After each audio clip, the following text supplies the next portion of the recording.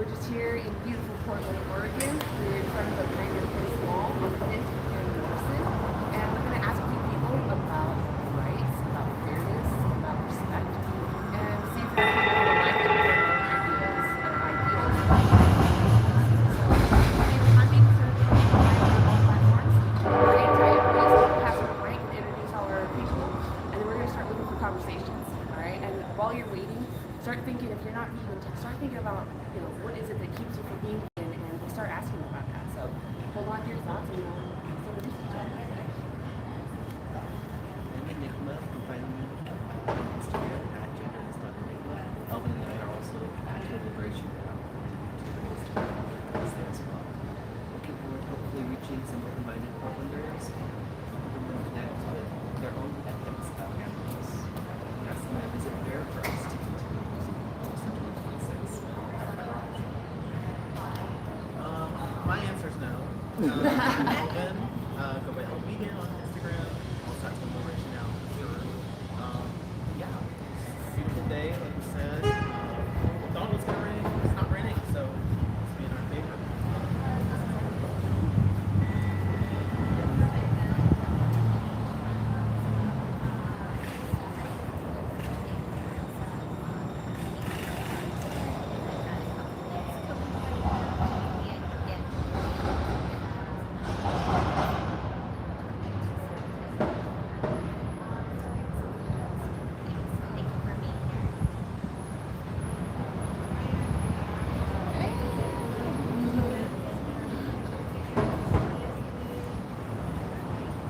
We're going to do it. Today's the day. All right, so with that, we're going to go ahead and get started. Let's see who's in here. Oh, we got Spooky is here. We got Lambretta. Haas, what? Oh, mic's not working. Oh no! Oh, it says it's working. Is it muted? No, Or is it's not muted. It says it's going. Oh, I see. Haha. They got turned around. Damn, guys. Should we do our intro real quick? Yes. We gotta redo our intro. Guys, oh my God, I'm so sorry. I switched the cords. Thank you for letting us know that it wasn't working. That's so funny. Okay, all right, so we'll just jump back in here real quick. Pam, you want to come back in? All right, guys, I'm VSL. We're part of Anti-Animal Use. We're here in beautiful Portland in front of the Pioneer Place Mall. We're going to talk to people about animal rights, fairness, and respect, and we're going to find out if they're really living in alignment with those values. And with that, I want to pass the mic around to the next individual. All right, take two. I am at genderless.enigma on Instagram. And Elvin and I are also part of Total Liberation Now on YouTube and Instagram. And today we're just looking to ask Portlanders about ethics and fairness in relation to the animals that we share this planet with. We're going to ask, is it fair for us to exploit other animals when we have their choice? Earlier I said, you may not have heard that my answer is no. I'm Elvegan. Elvin, go by Elvegan on Instagram with Total Liberation Now as well. And yeah, we're just excited to have conversations today. Hey, I'm Rebecca, and I'm the Uncaged Front as well. And I have, I'm on Instagram, and I also have a blog, theuncagedfront.org. Got a couple things working, this couple new ones kind of I'm sorting out right now, so hopefully I'll get those out soon if I can keep my motivation up. Thank you for being here. Hi, I'm Pam. Hello, everyone. Glad you're here. Yeah. All right. So now that we're officially introduced ourselves, we're going to go ahead and get started. We're going to look for a conversation, talk to these people, see, they're really living in alignment with their own values. And until then, we're going to be talking to you, and I want you to be thinking about, what's holding you back from being vegan, all those that are not vegan. Let's actually get an idea of the spread. Since we got a few people in here. Hit 1 if you're vegan, hit 2 if you're not vegan, and 3, usually I say that for trolls, but you're going to do whatever you do, so. Oh, good. All good chat. Yeah, exactly. Hopefully we have all good chats today.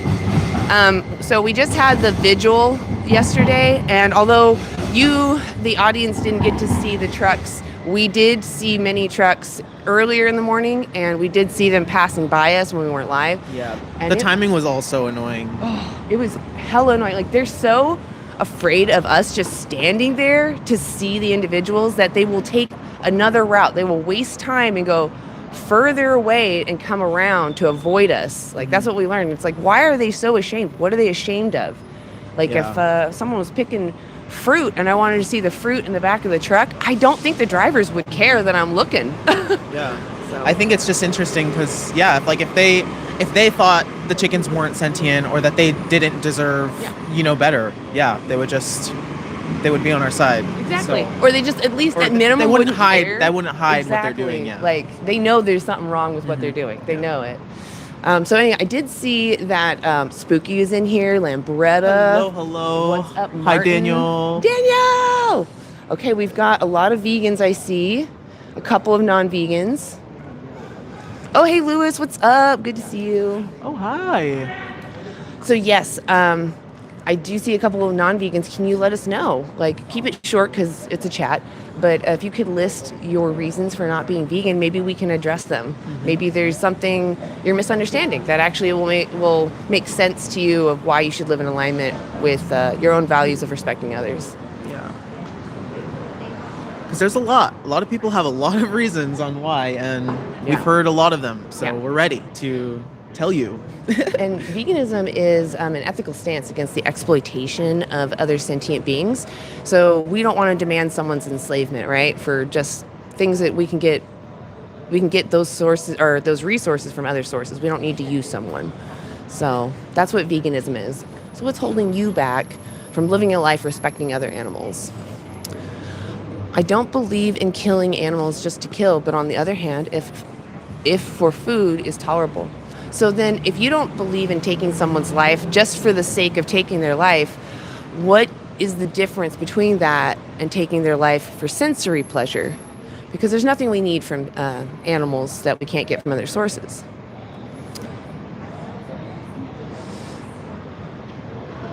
Yeah, food is vegan. Exploitation is not. That's a good way to put that. Because when we use others and we call them a thing, that's immoral. That's exploitation. When we use them as a resource, when they're an ends of their own, they're not a means to an end, they're an end themselves.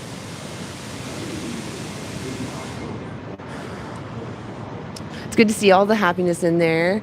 So I do want to talk about the reason why those sentient beings are in those facilities that are like slaughterhouses, farms, testing facilities, circuses, zoos, aquariums.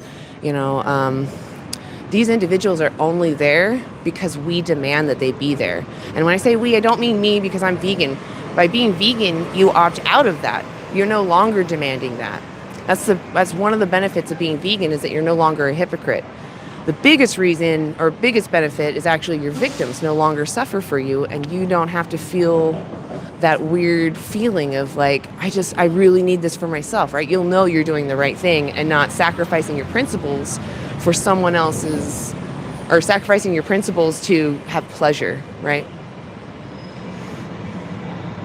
I look hella old. Okay. I don't know what that means. Am I wise?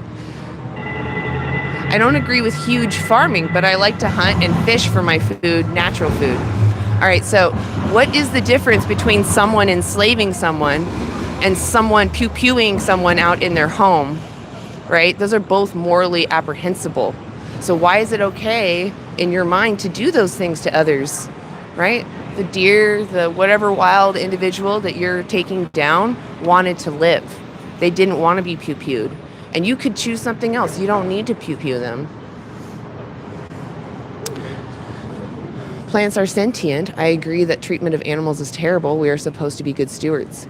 If you think that plants are sentient, which they're not, but even if they were, we actually grow more of them to feed to the animals you use. So if you're worried about their welfare, you would just go vegan.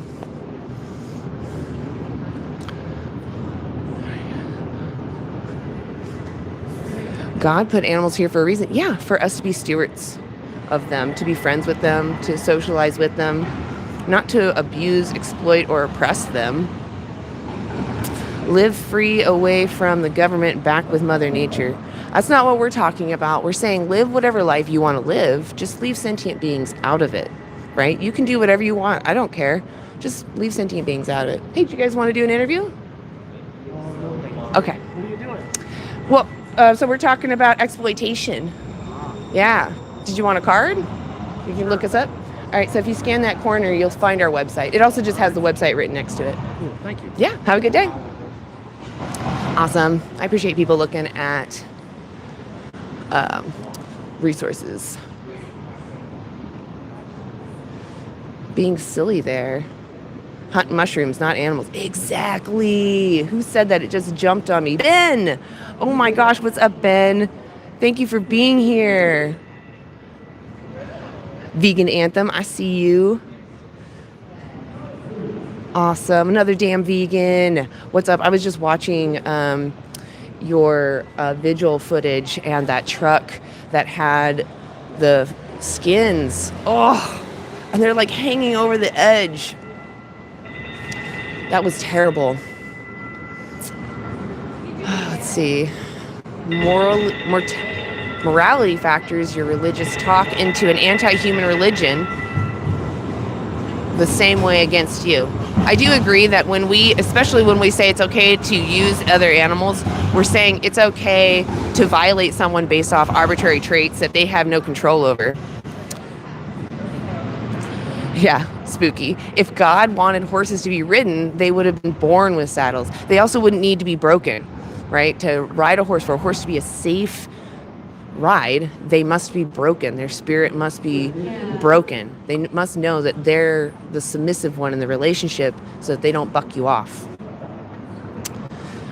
What's up? Okay, I'm going to jump down. It looks like it's going a little faster than me. Okay. I respect your opinion, but I'll take a steak every day. You can eat vegan steak. There's vegan steaks. You don't have to lose your taste pleasure. But even if you were to lose some taste pleasure, does your taste pleasure matter more than someone's entire existence? Them having the ability of more experiences? What matters more? Exactly, Daniel. You can find your iron in spinach, tofu, other beans, as long as you eat maybe some like vitamin C with it. Any time of the day, around the time you eat those iron-rich meals, you'll absorb more of that iron. Be careful of caffeine and like coffee and teas. Those can actually interfere with your absorption. It's things like that we should really be taught when we're young. Because we don't know how to eat, most of us. Hello to everybody. Hello to the vegans. Hello to the non-vegans. I don't know if Anna said recently, but if anybody's curious, we're here in Portland, Oregon at Pioneer Place Mall. And we're trying to start discussions in the chat as well as in person, asking folks, is it fair for humans to exploit other animals if we don't need to? If we have another choice, can it be justified from the animal's perspective? I see someone say, legitimately, all the buildings around you would not have been built unless we broke horses. You can go ahead. So, yes, I do understand that there was a lot of animal exploitation involved in... you know what I just realized? This is on top, not all. And I think this one is 2. There we go. Now we can see all your comments. There were some of them that were hidden. I'm sorry about that, guys. But anyway, just to quickly touch on the buildings, and yes, we used exploitation to get what we have. Our country was even built on the backs of slaves, right? We wouldn't be here without that. And that doesn't legitimize, that doesn't normalize. That's not okay. Human slavery is still not okay, even though it got us to where we are today, right? Same thing for the other animals. Even though they may have been a crucial part of some development, that doesn't mean it was moral. It doesn't mean we should continue to do it, right? Yeah, if we live in a world with another choice, why would we choose to participate in needless violence against the animals that we share this planet with? If we have a choice, why not relate to them as individuals to be respected rather than objects to be used? Let us know your thoughts in the chat. Oop. Okay, sorry.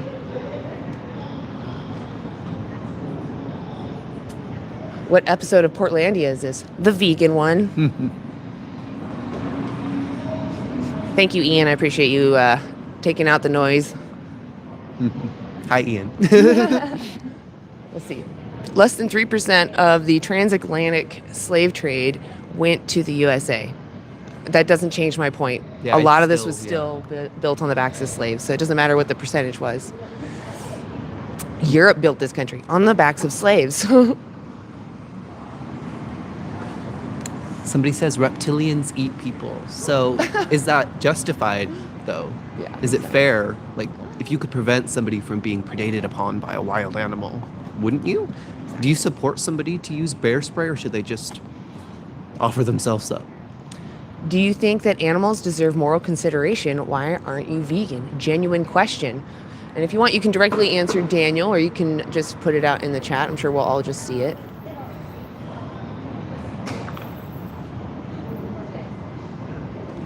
To the vegans in the chat, put a 1. Vegans, put a 1. Non-vegans who are curious, put a 2. And trolls, put a 3.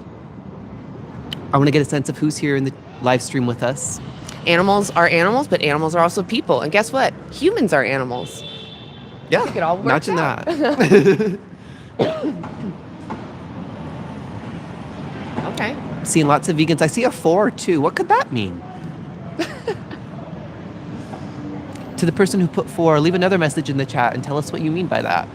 And to the non-vegans who are putting 2s, the non-vegans who are curious, leave us your best justification for exploiting other animals in 2026 when we don't need to, so that we can open up this discussion. Because we're not necessarily here to spar, but just to have a conversation with you.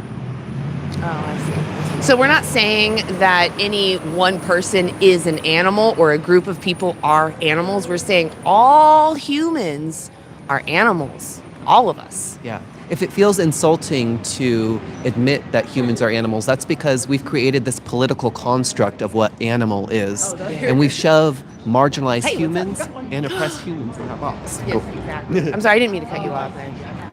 Did you want to talk off camera? Or did you want to talk on, are you okay to talk on camera? We're live on YouTube. Awesome. I'll just make sure. So if you stand like right here, I'll move this out of your way. Is this good too? I just need you a little closer so I can reach out to you. Okay. That's all. Okay. Awesome. Yeah, no, you can't sit here. I'll turn this so you can see that you're not on camera. Here, no, this Sure. is- Oh, just hold this right can I actually steal your sign? Yeah, we don't. Awesome. Okay. So we're just asking people general questions. So if you feel uncomfortable, please just know you can walk away and we'll understand. We're asking people about the powerful. Actually, I'm sorry. Let me start over. I'm Anna. What's your name? Hey, Sammy. Sammy? Yep. Awesome. Nice to meet you. We're just asking people about the powerful versus the powerless. Do you think the powerful, like someone who's really strong or someone who's really smart, should have the right to oppress or mistreat someone who's not as strong or not as smart? That's someone who's actually very powerless. That's not power. If they want to mistreat people. Yeah, it's not fair though, right? They shouldn't be their right just because they have some advantage. No one or no thing has a right to oppress anyone or anything. I agree. So that's more just to establish this common ground that we agree on. Like I totally agree with you. So this might feel like the trick, but it's just because I'm trying to show you the paradigm. Sure. What do you think about the animals that we send to slaughter, used for food, clothing, entertainment, like the circus or the zoo? Do you agree that we as humans are the powerful oppressing the powerless in that situation?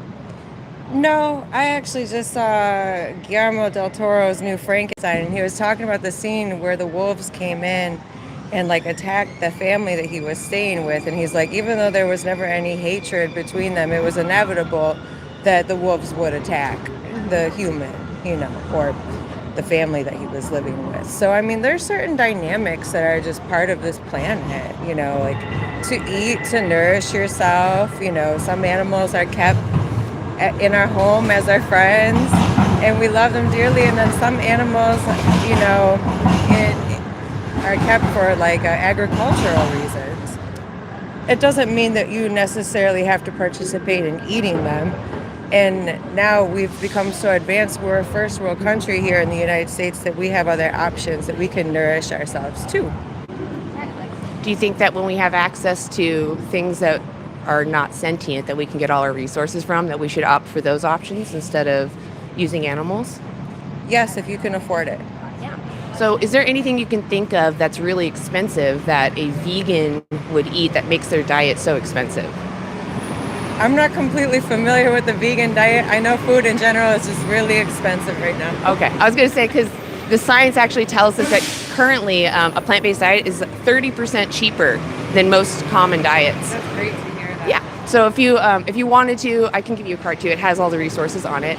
But it could be like a whole food plant-based diet. And when we look at the grocery store, or think about what's in the store, the cheapest foods in there are going to be the vegan, like the beans, the rice, the canned fruits and vegetables, the frozen fruits and vegetables. Do you think that there's anything that we do need from animals that would justify using them?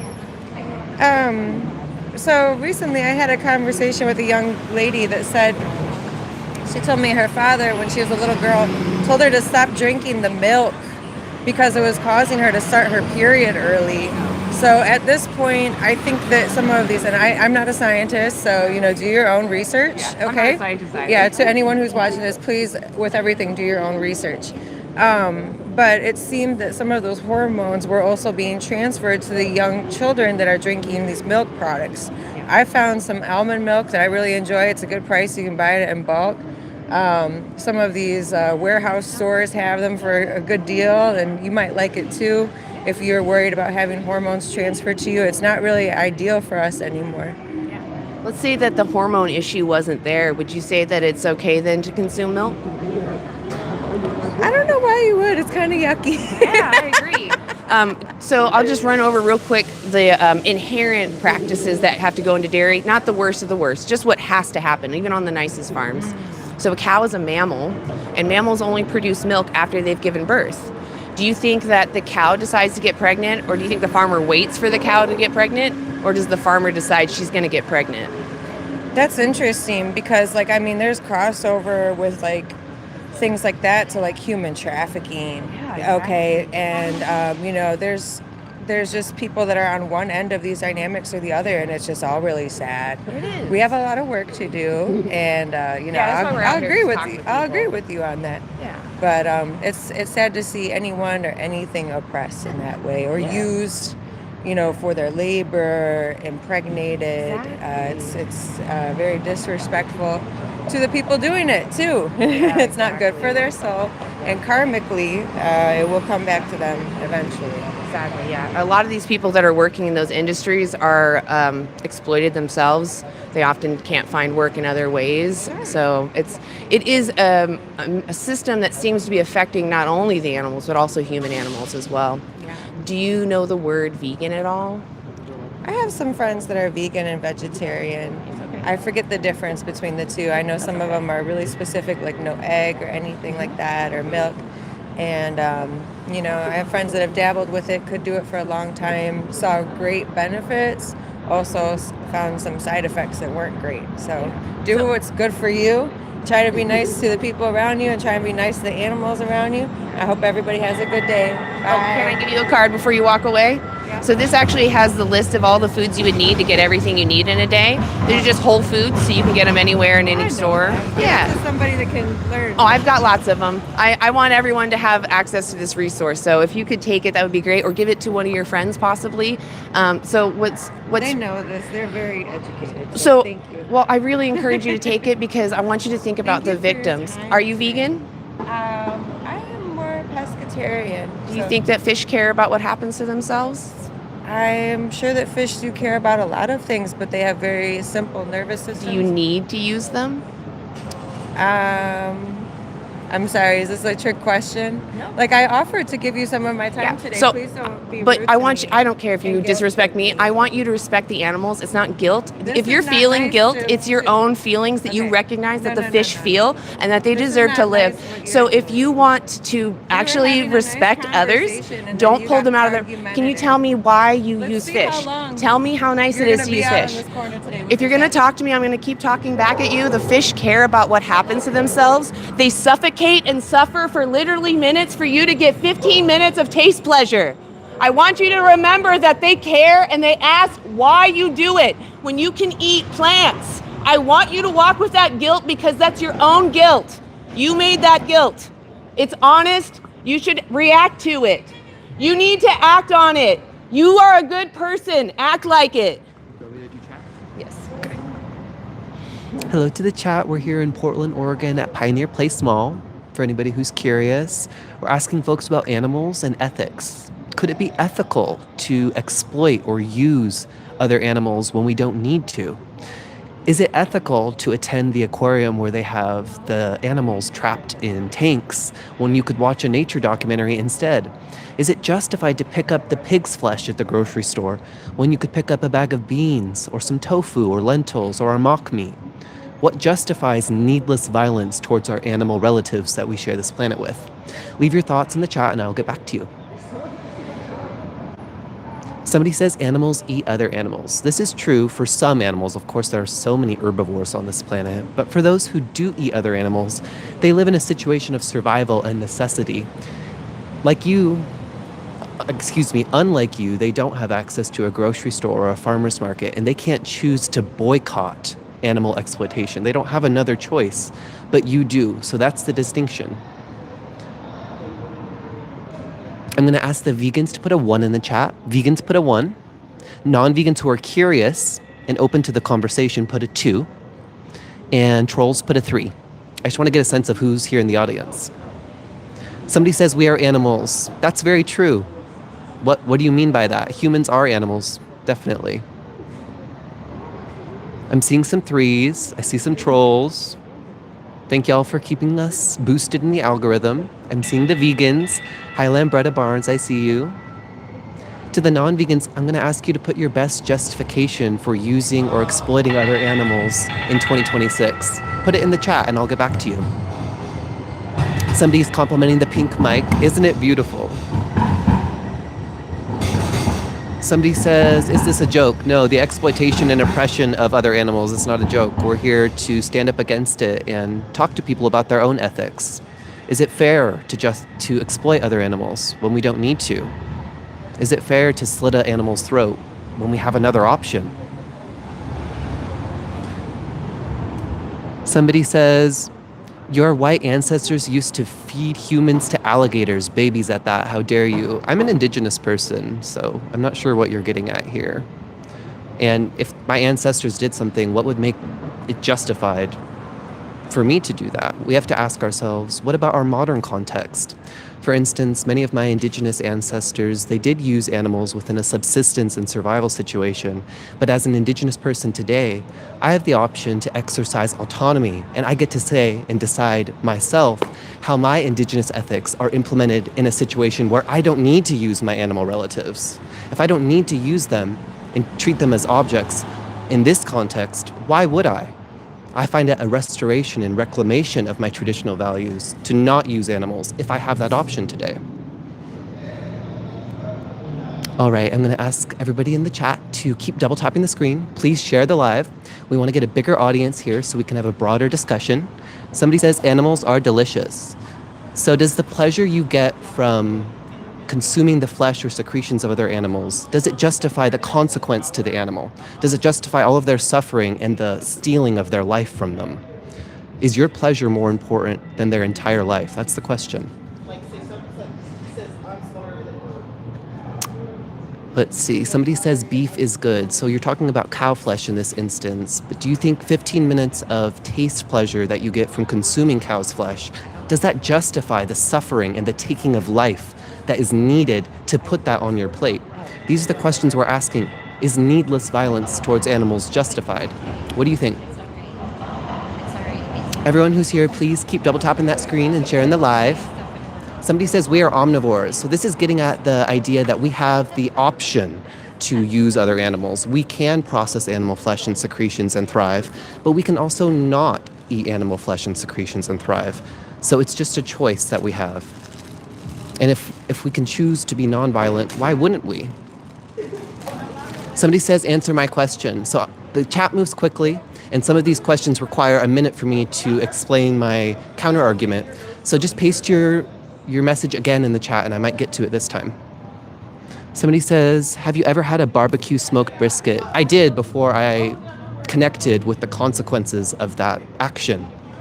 Once I realized that somebody was losing everything for that action, and I learned that I had another choice, I decided to make a new choice, and I decided to boycott that.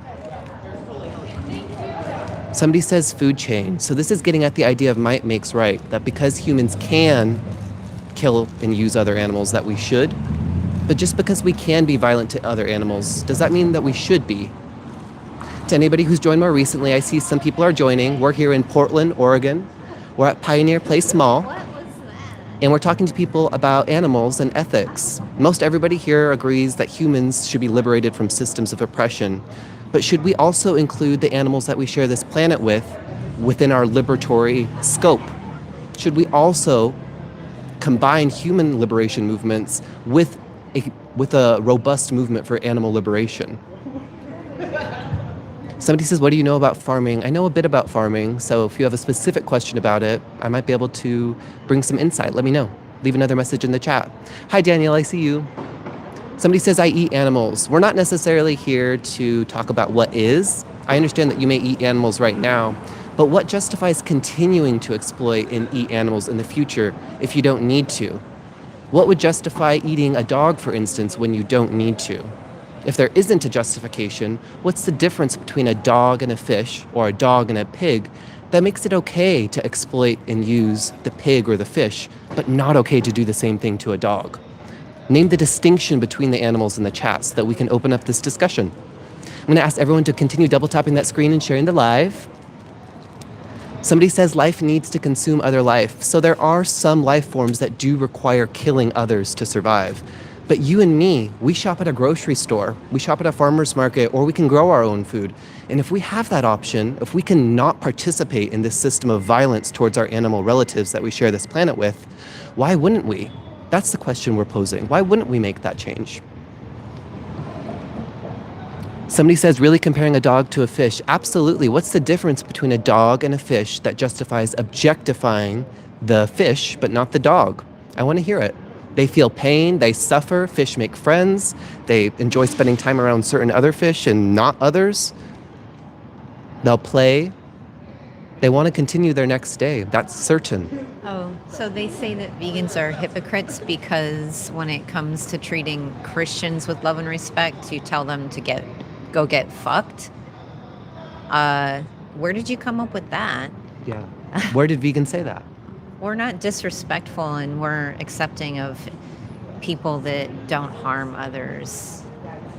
Somebody says plants' life matters. So do you understand that there's a distinction between a broccoli and a live pig? If you chop up the broccoli and you chop up the pig while they're living, you understand that only one is going to scream and suffer. And there's only going to be a rights violation for one of those, right? But let's just say that the plant suffered the exact same way as the pig. Because we feed so many plants to other animals within our omnivore food system, we actually are contributing to more plants being killed within our current food system than would be killed if we had a plant-only food system. So if you're concerned about minimizing plant deaths, the first step is to transition to a plant-only food system. And then we can also implement veganic farming practices to address any remaining harm within that system.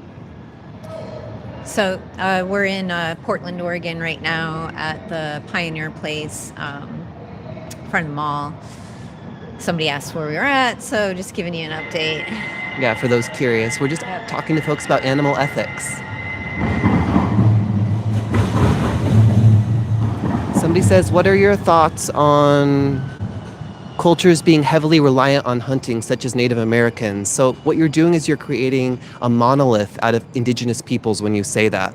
Most of us, we are not extinct within city life. We exist within it. We shop at grocery stores and farmers markets, and we are making the same sort of ethical decisions that other folks are. So don't invisibilize indigenous people who exist within proximity to cities and have access to grocery stores and farmers markets. And for those who are dependent on hunting and they genuinely need to kill to survive, our qualm isn't with them. We also don't have a qualm with somebody who's using violence out of necessity to defend themselves. We're not here to argue with folks who are using violence out of necessity, but we are here to speak up against needless violence and normalized oppression. Yeah, I just saw someone say that vegans kill babies. We actually don't. If you consume animals, you are the ones that are killing babies because a lot of the animals that are killed for consumption and use are just babies. So rethink that. And we're not here to talk about abortion either. So that's a whole nother conversation. We're here to represent the victims, the animals. Yeah. A bird like a chicken may live 5 or 10 years if their life isn't cut short. But in modern farming systems in the US and across the world, chickens are killed at about 5 or 6 weeks old. Doesn't that sound like an injustice to you to steal someone's life from them at 5 to 6 weeks into what could have been a 5 or 10-year life? It seems incredibly unjust to me. Would you accept that standard for dogs, killing puppies in order to eat their flesh? It's an important question to ask ourselves because we should desire ethical consistency.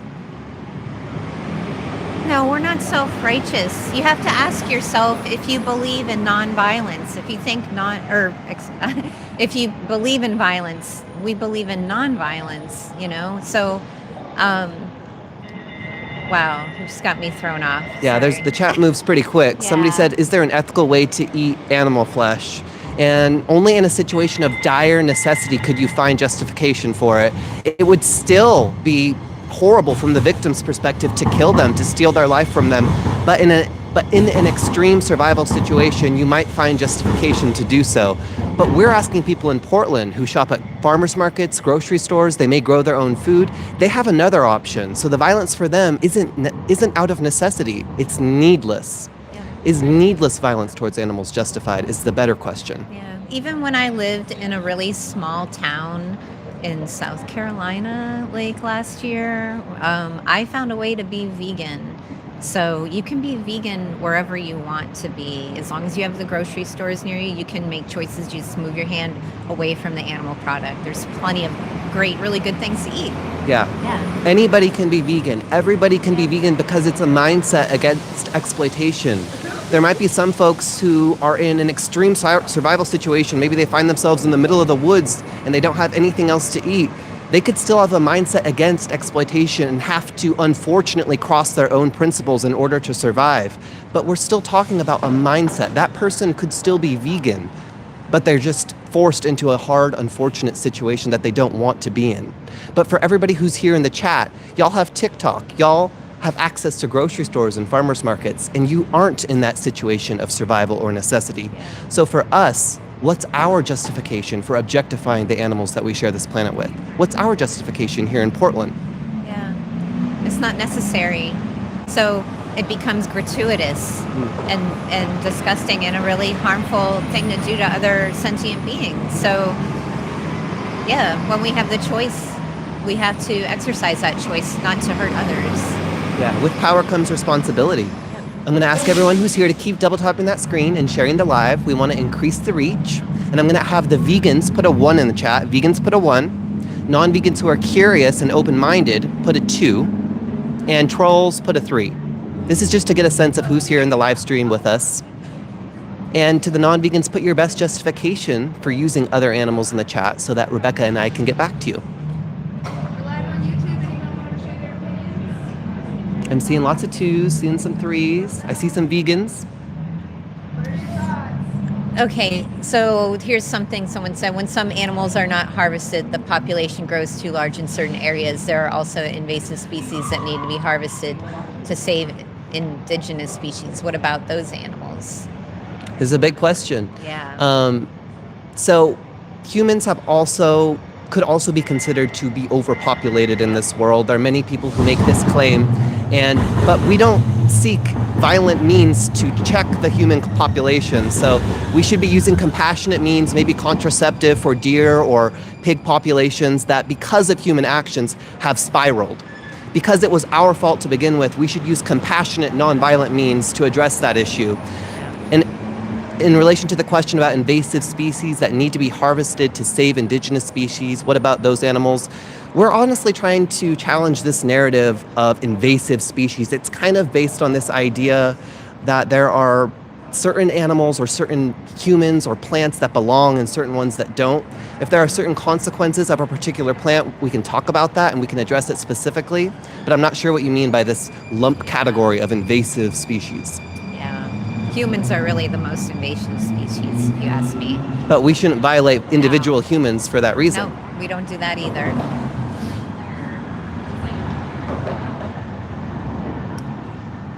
Somebody says you have no clue about nature. You live in a concrete jungle. Well, if we live in a concrete jungle and we have access to options that allow us not to contribute to the exploitation of other animals, why wouldn't we choose it? And even folks who live in more rural areas, they can grow their own food. They can grow beans. They can grow vegetables. They can survive and thrive. Yeah. And we would never, ask people that are really isolated and perhaps, not in civilization or different things like that bring them to areas like us to change. We're not trying to force an elitist view on a population that maybe has not been brought into civilization. That is the last thing we want to do. But when we have the choice, we need to make the decision not to harm others. Let's see. Somebody says they love abortion. So, like Rebecca said, we're not here to talk about abortion. We're here to talk about animals and ethics and asking the question, is it ethical for humans to exploit other animals? There are plenty of lives that discuss abortion ethics, and I suggest you find one of those. Somebody says, what about the insects impacted by growing veg? So, insects are not sentient, and we don't eat them as vegan. Or excuse me, insects are sentient, but we do, and that's the reason we do not eat them as vegans. Sorry for the slip up. But if you're concerned about the insects that are killed within crop farming, we can minimize the human crop farming system by just eating the plants directly. Because when we have an omnivore food system and we include animals in this process, we grow way more plants and we kill way more insects. So we can reduce insect deaths most by transitioning to a plant-only food system.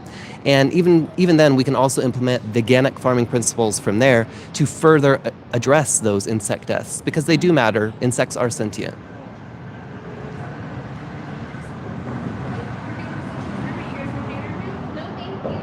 Yeah. Hi, Daniel. For the animals. That's right. That's right, Daniel Broccoli. Hi, Vegan Anthem. Thank you, Ian, for being a great mod. I've seen you kind of like take care of some folks. I appreciate it. Yeah, thank you, Ian. Yeah, that was really great. Everybody here, keep double tapping the screen and sharing the live. Somebody asked me, what are my pronouns? You can use whatever you want for me.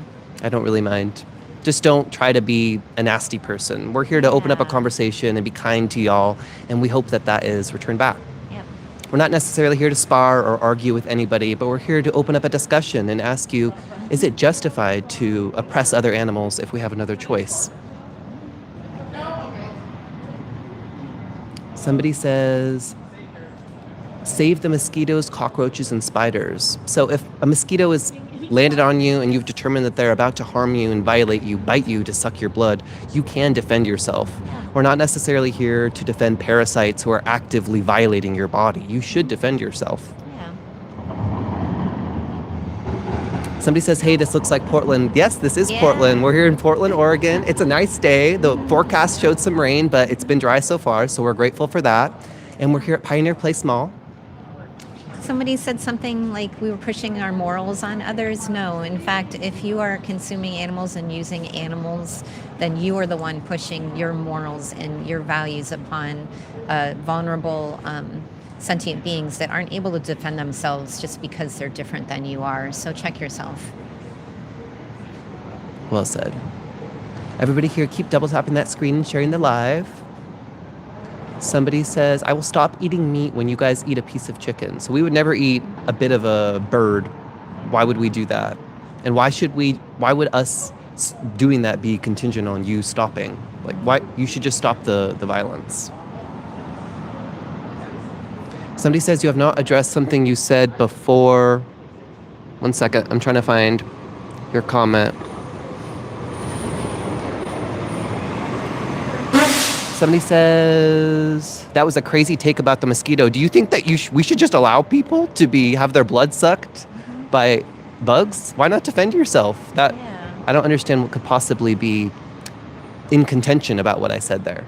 Yeah, I mean, if any species of anything were to attack me, I have the right to defend myself. So. Yeah, we're talking about opposing needless violence. But if somebody's hurting you, you need to defend yourself. Yeah. It's different.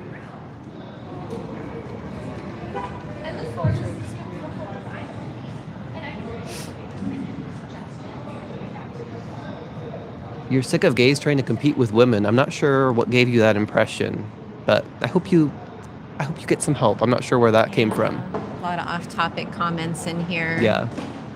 I'm just trying to talk about a serious matter. Somebody says, does the defense case include wild boars? So if a wild boar attacks you, yes, defend yourself. But if they're just doing their own thing, what justifies preemptively killing them? Just because there's a lot of them? There's also a lot of humans. But but that wouldn't justify preemptively murdering other humans. So we have to ask ourselves, what about the individual experiences of each pig? Each one of them wants to live the next day. So why steal their life from them if we don't need to? Again, if self-defense is necessary. But if we don't need to, if we're just walking down the forest and we see a pig, What would justify violating them and stealing their life from them when we didn't need to, when they weren't attacking us? Somebody says ecosystem stability. So we could try to create ecosystem stability through other means that are not violent, such as contraceptive. We have a lot of other means than just violence. Again, there might be instability from humans being so numerous on this world, but it wouldn't justify lethal violence. We'd want to address the situation compassionately. Usually it's trying to make contraceptive more accessible to everybody. And we can also do that with the populations of animals in the wild who have expanded, they've grown immensely, but because of human actions. So it's up to us to clean this mess up compassionately. So someone says, I'll stop eating meat once you stop using hardware created by child slaves to make this slop. There's no guarantee that child slaves made this. There is a guarantee, though, that you are harming animals by eating and consuming and using them for any way. If we know that something has come from a source that is harmful and enslaving and torturing, children or any beings, we'll stop buying from them.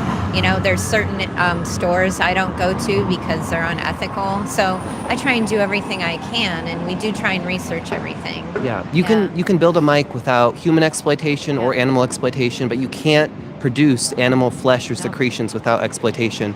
Somebody said, what is this live about? So we're here in Portland, Oregon, outside Pioneer Place Mall, and our live is about animal ethics. We're asking, is it ethical for humans to exploit other animals if we have another option? Leave your thoughts in the chat. Everybody who's here, keep double tapping that screen and sharing the live. Let me see. Ooh, hello chat. Elvin here. Let me see who's still in here. Am I seeing any vegans in here? How are y'all non-vegans doing? I see Vegan Anthem. Hello. Hi Daniel again. Hi Louie. Good for y'all. Thank you for supporting, being in here, always doing your best to deal with some of these trolls. Someone says, I eat cows. I'm glad that you actually use the word that, is ascribed to their, species, or you recognize their personhood, at least in that sense, because a lot of people use words like beef or veal. Humans come up with a lot of different words to describe the parts of animals that we use to further, disconnect themselves from feeling anything for those beings. It's kind of terrible. Are all these guys gay? No, they're not. There's actually vegans all over the world. You don't even actually know my sexuality, and you'd have to, confirm with every single vegan. So that'd be like really tiring, and you are probably better off just assuming that there's diversity in all groups of life and any group of social justice work, especially when we're accepting and, curating the types of communities that we like to live in. Hi, Anik, I see you. Yes, you guys rock too. If you only know gay vegans, that's because it's probably your circle. You might want to introspect a little bit. Anyway, why am I vegan? I'm vegan because pre-colonialism, right? We can recognize that relationships with animals were in such different, we had such different, standards when it came to affording others moral consideration. And I actually was just reading a little bit about, how moral treatment or equal treatment, equality, right? Take a look at equality. Equality does not mean equal treatment, right? So we're not going to treat a human baby maybe the same way that we treat a pig baby or a cow baby or a fish baby. We're not going to say that we need to teach them to read by this age so that they can be successful or whatever, because pigs can't read, or pigs, whatever. So, but the level equality is, still going to be giving them that same moral consideration. So what does that pig, what does that fish, what does that cow need to survive and thrive?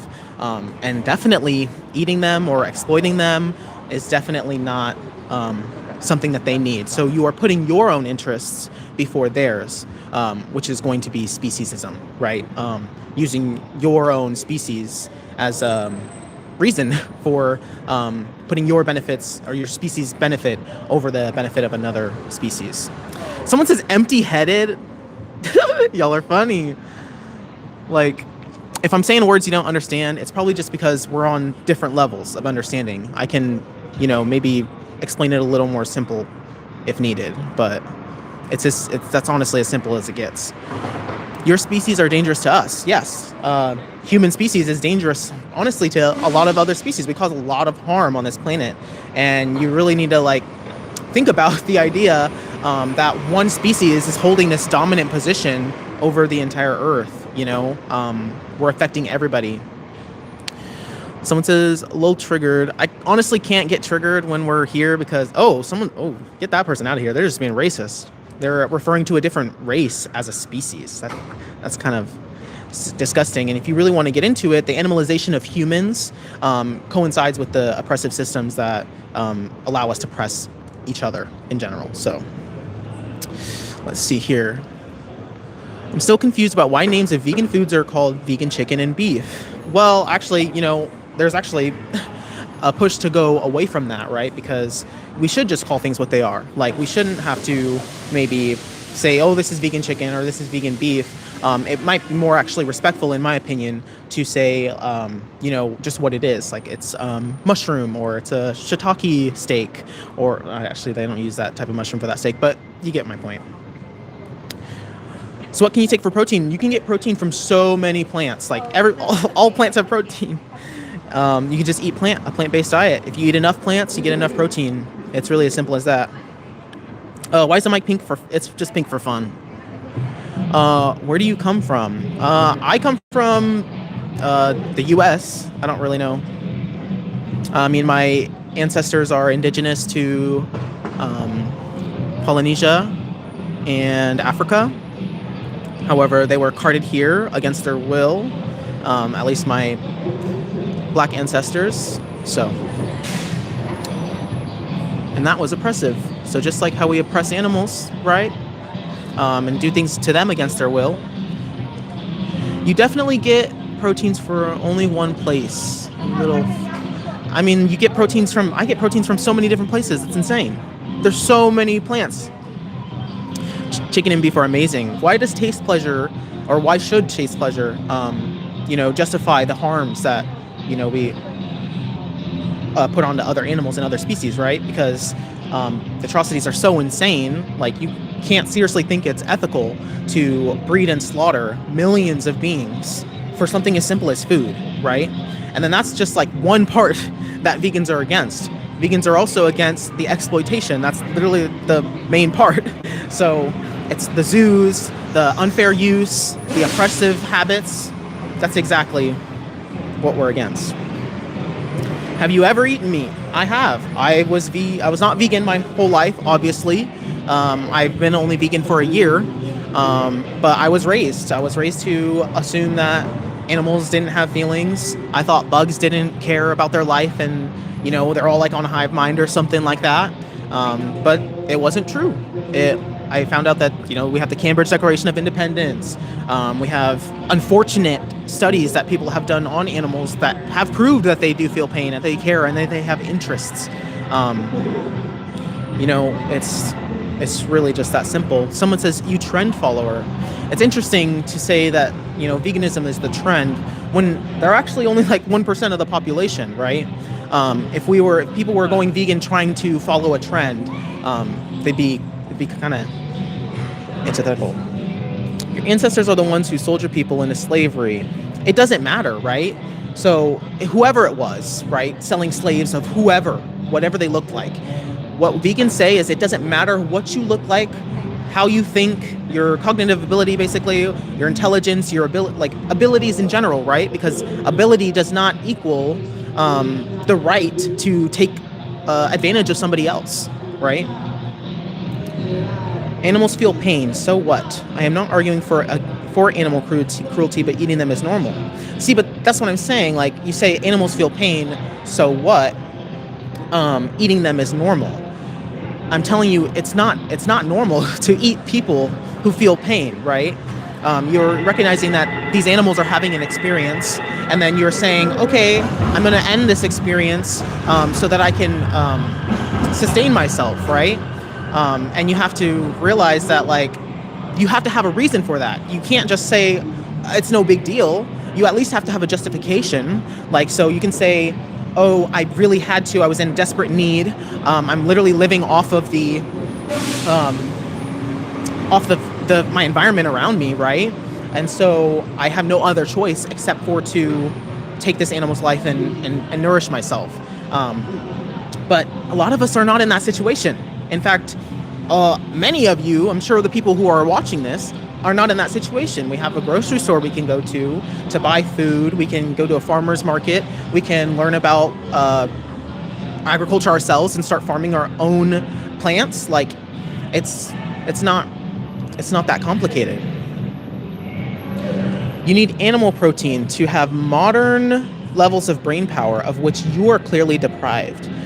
First off, you do not need any animal protein, to sustain any level of brain cognitive ability in the brain. That's obviously a false lie you've conjured up. And then you're saying modern levels of brain power. There's just like there's something about that I hate completely, but like I can't. You're framing like people who lived in the past as like less, like more primitive or something like that. It's just kind of sickening. You're kind of trying to other them and place people into categories, and placing people into categories and based off their abilities and physical markers or arbitrary values and arbitrary traits is exactly what got us to this brutal slaughter and breeding of any of these of all these sentient beings and exploitation. So what do you think about the government eating? I mean, I don't care about the government much. They all I know is that they subsidize meat a lot, and they paid off like a bunch of cheese. Just look up government cheese. How you doing? Vegan virtue signalers using tech made by child cells. Okay, so look, there's not exactly exploitation that goes inherently in me purchasing a device to sustain myself in this like capitalistic society, right? Where I have to go to work and my boss is going to call me on my day off asking me to come in, and I have to be able to respond to that or pick that up, so there's no inherent exploitation there, right? Now, if somebody's life was getting taken, right? Or like, it's just in contrast to your food, like you're eating, you eat, every time you eat a steak, somebody had to die literally for that to happen, for you to get that steak. So weigh that. Have you said it's Portland recently? Nope. Here you go. Okay. Hello to everybody who's in the live. For anybody curious, we're in Portland, Oregon at Pioneer Place Mall. We're having discussions about animals and ethics, asking the question, is it ethical for humans to use other animals when we have another option? Let us know your thoughts in the chat. Everybody who's in the live, please double tap that screen and share the live as well. We want to have a big conversation with lots of folks. I'm going to ask the vegans. Vegans, put a 1 in the chat. Non-vegans who are curious and open-minded, put a 2. And those who are trolls, put a 3. Somebody says, do you eat honey? I do not. I boycott the honey industry because it exploits bees. And scientists have found that bees are indeed sentient and honey is their food. So if we don't need to consume honey, if we have an alternative for sweeteners like maple syrup, why not choose that rather than steal the bees' food that they produce, that they have to engage with so much labor to produce? Somebody says, impeach Donald Trump. We definitely oppose fascism, the MAGA movement here, but we're more specifically talking about animals and ethics here today. We're asking, is it justified to violate the bodies of other animals when we don't need to? I see a 3, I see some trolls. I'm seeing some 2s. I see some non-vegans who are open-minded. So if you're open-minded in this conversation, I just want to ask you to leave your best justification or perhaps your biggest personal obstacle to going vegan. Leave that in the chat so that I can get back to you. To anybody who is curious, we're here in Portland, Oregon at Pioneer Place Mall. Somebody says, Jesus put animals on the earth. So Christianity is a religion and it does not require somebody to exploit other animals. So for Christians, just like non-Christians, it's a choice. We can choose to violate other animals or we can choose to boycott and oppose their violation. Why not boycott the use of other animals if we have that choice? Somebody says vegan is hard to do. So if you're having trouble finding motivation to go vegan, one thing you can do is try to connect with the other animals that are being exploited. So we recommend the Dominion documentary. You can look up watchdominion.org. Again, watchdominion.org. And this documentary is really impactful because it shows the standard industry practices that animals go through within factory farms and slaughterhouses. And it allows you to make an informed choice whether you want to continue contributing to that in the future. So if it seems hard, watch the documentary and start with that. Somebody says, let's see. Somebody says meat is so good. With this, you're talking about meat providing pleasure or satisfaction. So I'm wondering, if consuming the flesh of other animals provides you pleasure or satisfaction, does that mean the violence is justified? Is violence that is a result of pleasure or satisfaction justified? Leave your thoughts in the chat. Everybody who is here, continue double tapping that screen and share the live. Somebody says, have you ever eaten animal flesh? Yes, I did. About 6 years ago, I was eating animal flesh, and for the duration of my childhood as well. But once I learned that it was unnecessary, that I had another choice, and once I reflected on the fact that other animals are sentient, the choice became clear. Why would I exploit other animals if I don't need to? It is my choice because I don't want to violate the bodies of others. My choice stops at the body of another person or another animal. I'm not gonna laugh at you. Okay. Yeah, so if your argument is freedom of choice, you're violating the freedom of choice that animals have, their choice to live, by exploiting and using them.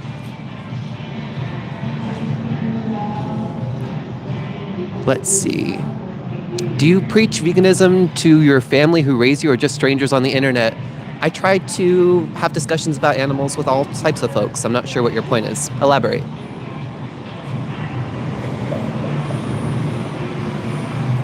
Somebody says, I respect your choice. When you choose to exploit other animals, do they respect that choice? Is that a respectful choice to violate, to use, and to kill another animal if you don't need to? That's the question I'm getting at. I'm not necessarily here to spar with anybody in the chat. I'm just here to open up a discussion and ask you about animal ethics. For anybody curious, we're here in Portland, Oregon at the Pioneer Place Mall. And I'm asking you in the chat, and we're trying to start up in-person conversations as well around the question, is it justified? Is it fair to exploit our animal relatives that we share this planet with when we don't need to, when there's no necessity? Let us know your thoughts. Somebody says, is violence justified to make that pink microphone? So if you could demonstrate that violence was absolutely necessary to produce microphones, I would also boycott them. But there are ways to produce electronics that don't involve human or animal exploitation. But there is not a way, it's completely impossible to produce animal flesh and secretions without causing animals to suffer, to be used, and to be killed on your behalf. So there's a difference, there's a distinction between electronics and the flesh and secretions of other animals. One guarantees violence and oppression, the other does not. Somebody says, look at the pink microphone. They're kind of giving a compliment on the mic. I know it's a very beautiful mic. It's a little bit new. Somebody says, it's just your opinion. What's my opinion? And you could say that feminists are just expressing their opinion that there should be justice for all genders. So yes, it's my opinion, but what's your counter argument to the position of justice for other animals? Somebody says animals aren't worth the same as humans, so you don't have to value other animals the exact same way you value humans, in order to not exploit and use our animal relatives that we share this planet with. But what would justify valuing them differently in the first place is a good question to ask. Somebody says, we are individuals, so are animals. Somebody says, Jew, ? I'm not Jewish, I'm not religious, but we do oppose anti-Semitism, we oppose religious discrimination here, and we also believe in a free Palestine. We oppose all oppression. as we believe it's interconnected. But today we're more specifically talking about the oppression of our animal relatives. We're asking, is it fair for us to oppress them, to use their bodies for their flesh or their secretions, or to use them for entertainment or clothing or testing? Is it fair to do this to them when we don't need to? When we have another option, could any of this violence be fair from their perspective? What do you think? To everybody who's in the chat, continue double tapping that screen, continue sharing the live. I want to have some more folks in here so we can have a bigger conversation. And I want to ask the non-vegans in the chat to put their best argument against veganism so that I can open up this conversation. Somebody says plant lives matter. So do you understand there's a difference between putting broccoli in a gas chamber and putting a live cow in a gas chamber? If so, you understand the difference, morally speaking, between sentient and non-sentient life. The broccoli isn't going to scream and suffer and gasp for air, but the pig or the cow or the animal, they always will. Because they want to live, but the broccoli does not have that desire. You can chop up the broccoli, but is it fair to chop up the pig or the cow when we don't need to? That's the question we're getting at. And we're not necessarily here to spar or argue. So if you have a counter argument, put it in the chat and I'll open up this discussion with you. Somebody says most animals are not sentient, in all caps. This is a scientific claim that requires scientific evidence to back it up. Paste the title of the study in the chat that demonstrates that other animals are not sentient like you and I. I want to see it. I want to see that evidence. Let's see. Somebody says, appreciate your respectful. Yeah, we're not trying to spar. We're not trying to argue. We're just opening up this discussion. Most of us don't think about animal ethics. It's a sort of topic that's pushed to the back of our minds. It's hidden from us. So we're here to bring it to the front and ask, is it fair when we have another option to use our animal relatives? To use them for their flesh or their secretions, or to put them in tanks, aquarium tanks for our viewing pleasure, when they would prefer to be free, when we have another option, when we can witness them in all their glory while they're free using documentary cameras in the wild. Why would we choose to confine them, to use them for our entertainment? Why would we choose to test on animals when we have alternatives in 2026? What justifies all of this needless violence towards our animal relatives? Somebody says, you kill more animals protecting the food you eat. Read the comment instead of ignoring it. I'm not necessarily ignoring any comments, but the chat does move quickly. So if you ever find that your question is not addressed or your point isn't responded to, just paste it again. But to respond to this point about you kill more animals protecting the food you eat, this is misinformation. It's a common myth that's spread. And this is because humans, in order to support humans consuming an omnivore plant food system, it requires much more plants than if humans just consumed them directly. It takes way more plants to support the omnivore food system. And therefore, there are much more crop deaths involved with an omnivore food system than a plant-only one.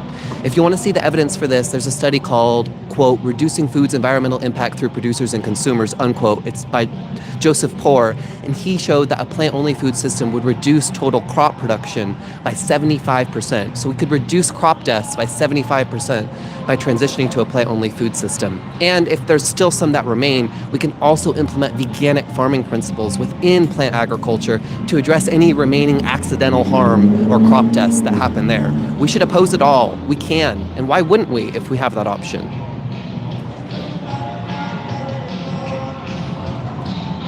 Let's see. Somebody is making a claim about the microphone funding hundreds of child slaves in China for a week. You don't know that. I would like to see, and you're also spamming it. I would like to see any evidence for this. We don't have evidence that guarantees microphones and electronics are contributing to slavery, but we do have evidence and a guarantee that there is violence, there's exploitation, and there is the theft of life involved in the production of animal flesh and animal secretions. We know it for a fact. It happens every time. Somebody says, does your skull contain a brain? Obviously, thank you. Somebody says it's also a scientific claim that plants are not sentient. True. If you have scientific evidence that plants are sentient, we would like to see it. Do you want this? Sure. Okay. Here. Come on, step on. So, my name's Rebecca. What's your name? I'm Mario. Mario, nice to meet you. Nice to meet you, Rebecca. So, do you think that it's right for the more powerful to exploit or oppress the less powerful or the weak, or someone's different? I think it's right. No. Yeah. Yeah. So we agree on that. I don't think it's right either. No. What about when we think about like animals that we use for food or products, entertainment, science? What do you think about them? What I think about the animals? Yeah, do you think it's right to oppress and exploit them? Animals? I mean, to eat? I mean, yeah, I eat animals Okay. for food. Do I think it's okay to torture? No. But, I feel like animals are put on Earth for a reason, for us to enjoy, but not torture. So, what if are you aware that they feel emotions like we do, 100%. and that they have social lives, they have families, they, 100%. I mean, you know, they might not like be going out to like a dance club No, or but like, for sure. Yeah. yeah, Fully, yeah. yeah.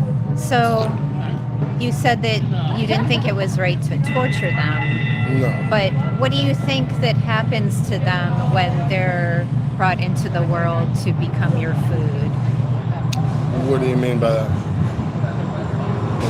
When are you aware of what happens to animals when they're born into the world for your food? Because you said that you aren't in agreement with torturing or, you know, misusing animals or abusing animals, Yeah, but 100%. but you're using them for food. So in essence, they're born into the world. Sorry, I'm like, they're brought into the world to be killed, so that you can eat them. I mean, only the strong survive. I mean, that's the only. I would say. Yeah. You think it justifies killing another being if you're stronger than them? Because earlier you told me that you didn't believe in that. No. I don't believe in torturing animals, but I Okay.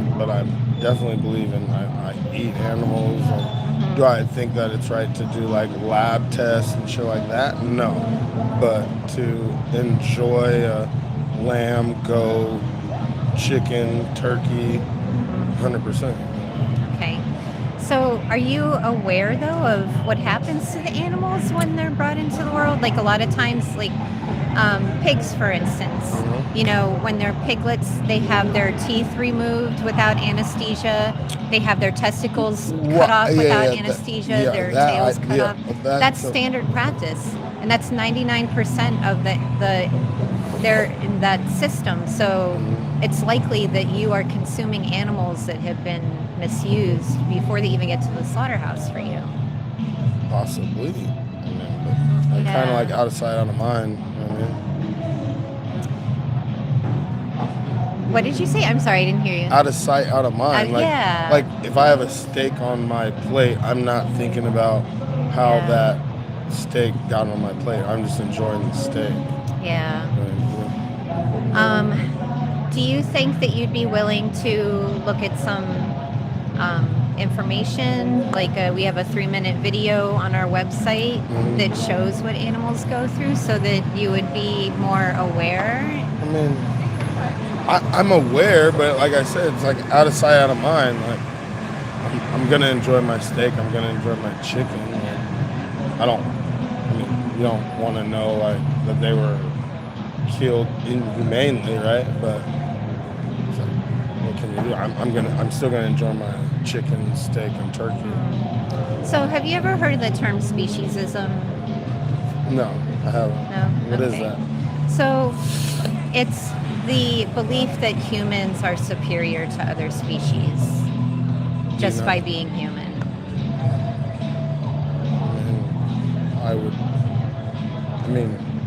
I would tend to agree. Just because we're more intelligent, maybe we're a different intelligence level. Like different, yeah, 100%. So what if there's a human being that maybe was born like without the same intellectual capabilities? Like, you know, I think we may have all known someone like that, and they're in a wheelchair, they're being taken care of, or they can't function without other people, and they can't even really comprehend certain things that we can. 100%. So does that give us the right to misuse them or treat them badly? not another human. 100% not. But I think the difference between that is that's food, and then that's just treating another human being worse. Like I don't see like the correlation for me. Well, so, I know you said that you don't agree with the torture and abuse of animals, but if you continue to ignore what's happening to the animals for you to use them for food, you're actually inconsistent with your values, because animals are abused and tortured in order to become your food. So, I don't know about you, but I like to have my values like consistent. Like if you talk the talk, you walk the walk. You know what I mean? 100%. So what's going to take for you to be more consistent with your values? I mean, I think a lot of people are walking contradiction. Like, you know what I mean? I don't know.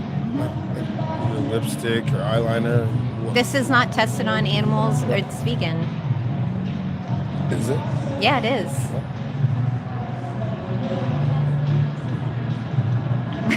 So you say, like, I mean.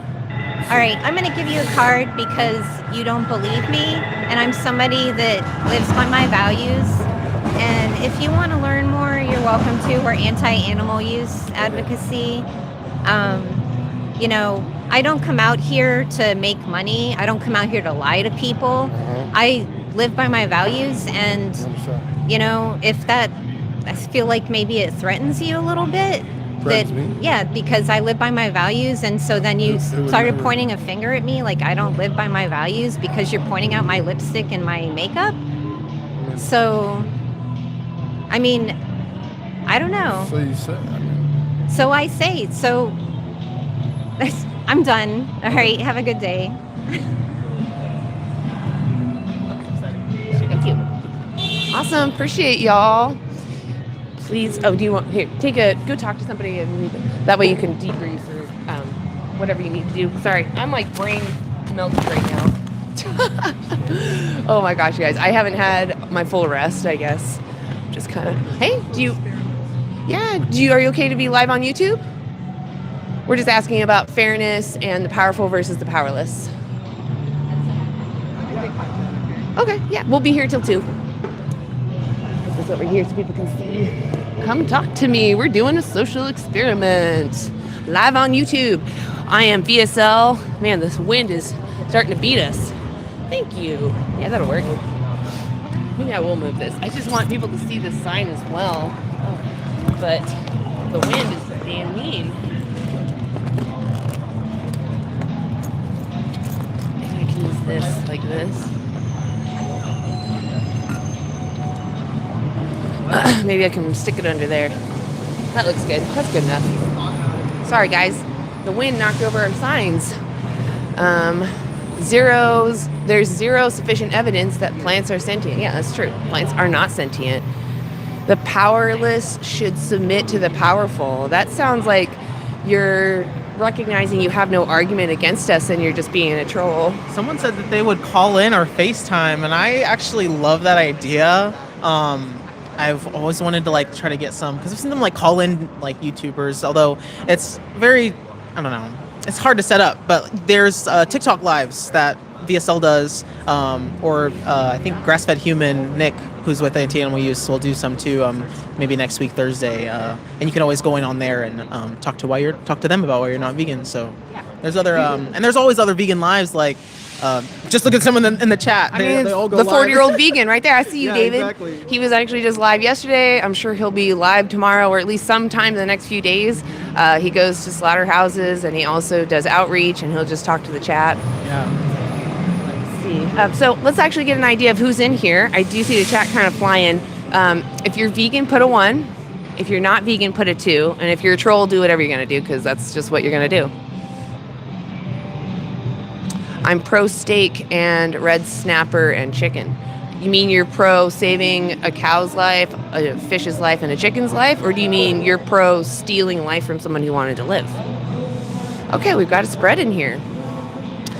Virtue signaling vegans use tech that is contributing to the exploitative nature of humans in non-American countries. So when I demand a phone, I'm not demanding someone be enslaved. In fact, I'm demanding a phone, and we can build a phone without slavery.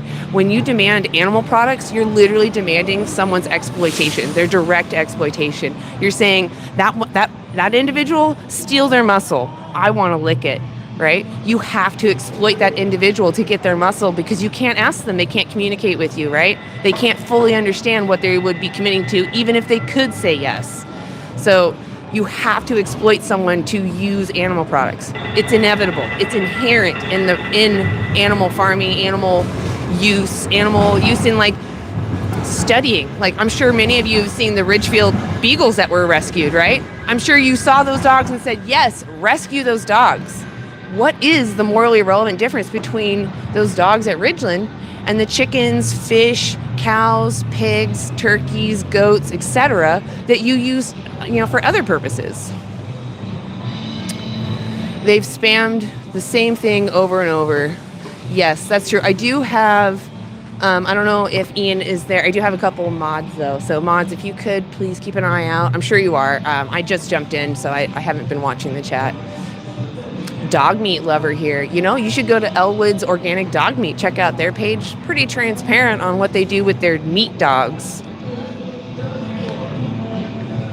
I hope it will open the door in their mind just a bit. Yeah, hopefully, Anik. We're hoping. I'm told non-vegan parents about the dog rescue that's going to happen. Yeah, exactly. A lot of people are for that. I've talked to many people that are like, oh, I've just heard about the beagles in Ridgeland. And it's like, exactly, right? Like, we should rescue them. They don't deserve to have horrible things done to them, things jammed down their throat till they, pass away, being stabbed, cut without anesthesia, right? And all of this isn't even really necessary. It's just to cross T's and dot I's. Like they're not actually even finding anything helpful. They're not discovering the next cancer solution. They're not discovering the next cold solution. They're just doing it because they have to. We have to shove this down the dog's throat to show that it's poisonous to the dog when we already know that, right? And we have other ways of testing things. If we get new compounds or whatever that we invent and we need to test them, we have new technologies that we should invest in. But those companies that raise the animals to be tested on, they're lobbying to keep their companies, right? Of course they would. That's what companies do. They want to keep existing. So they're fighting those new technologies, even though they're better. Using animals, especially for meds, out of all of the tests, out of the 100% of tests that pass in animal trials, 96% fail in human trials. So all those animals endured that for no reason. God, that cigarette stinks.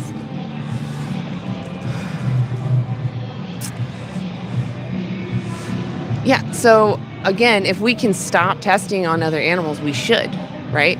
But more often, people don't demand animal testing 3 times a day. If you are demanding it, you should start speaking up for those victims, and you should stop demanding animals be tested on. But for most people, their hand is more going towards the clothing, the entertainment, the food, and we don't need to use animals for any of those reasons, right?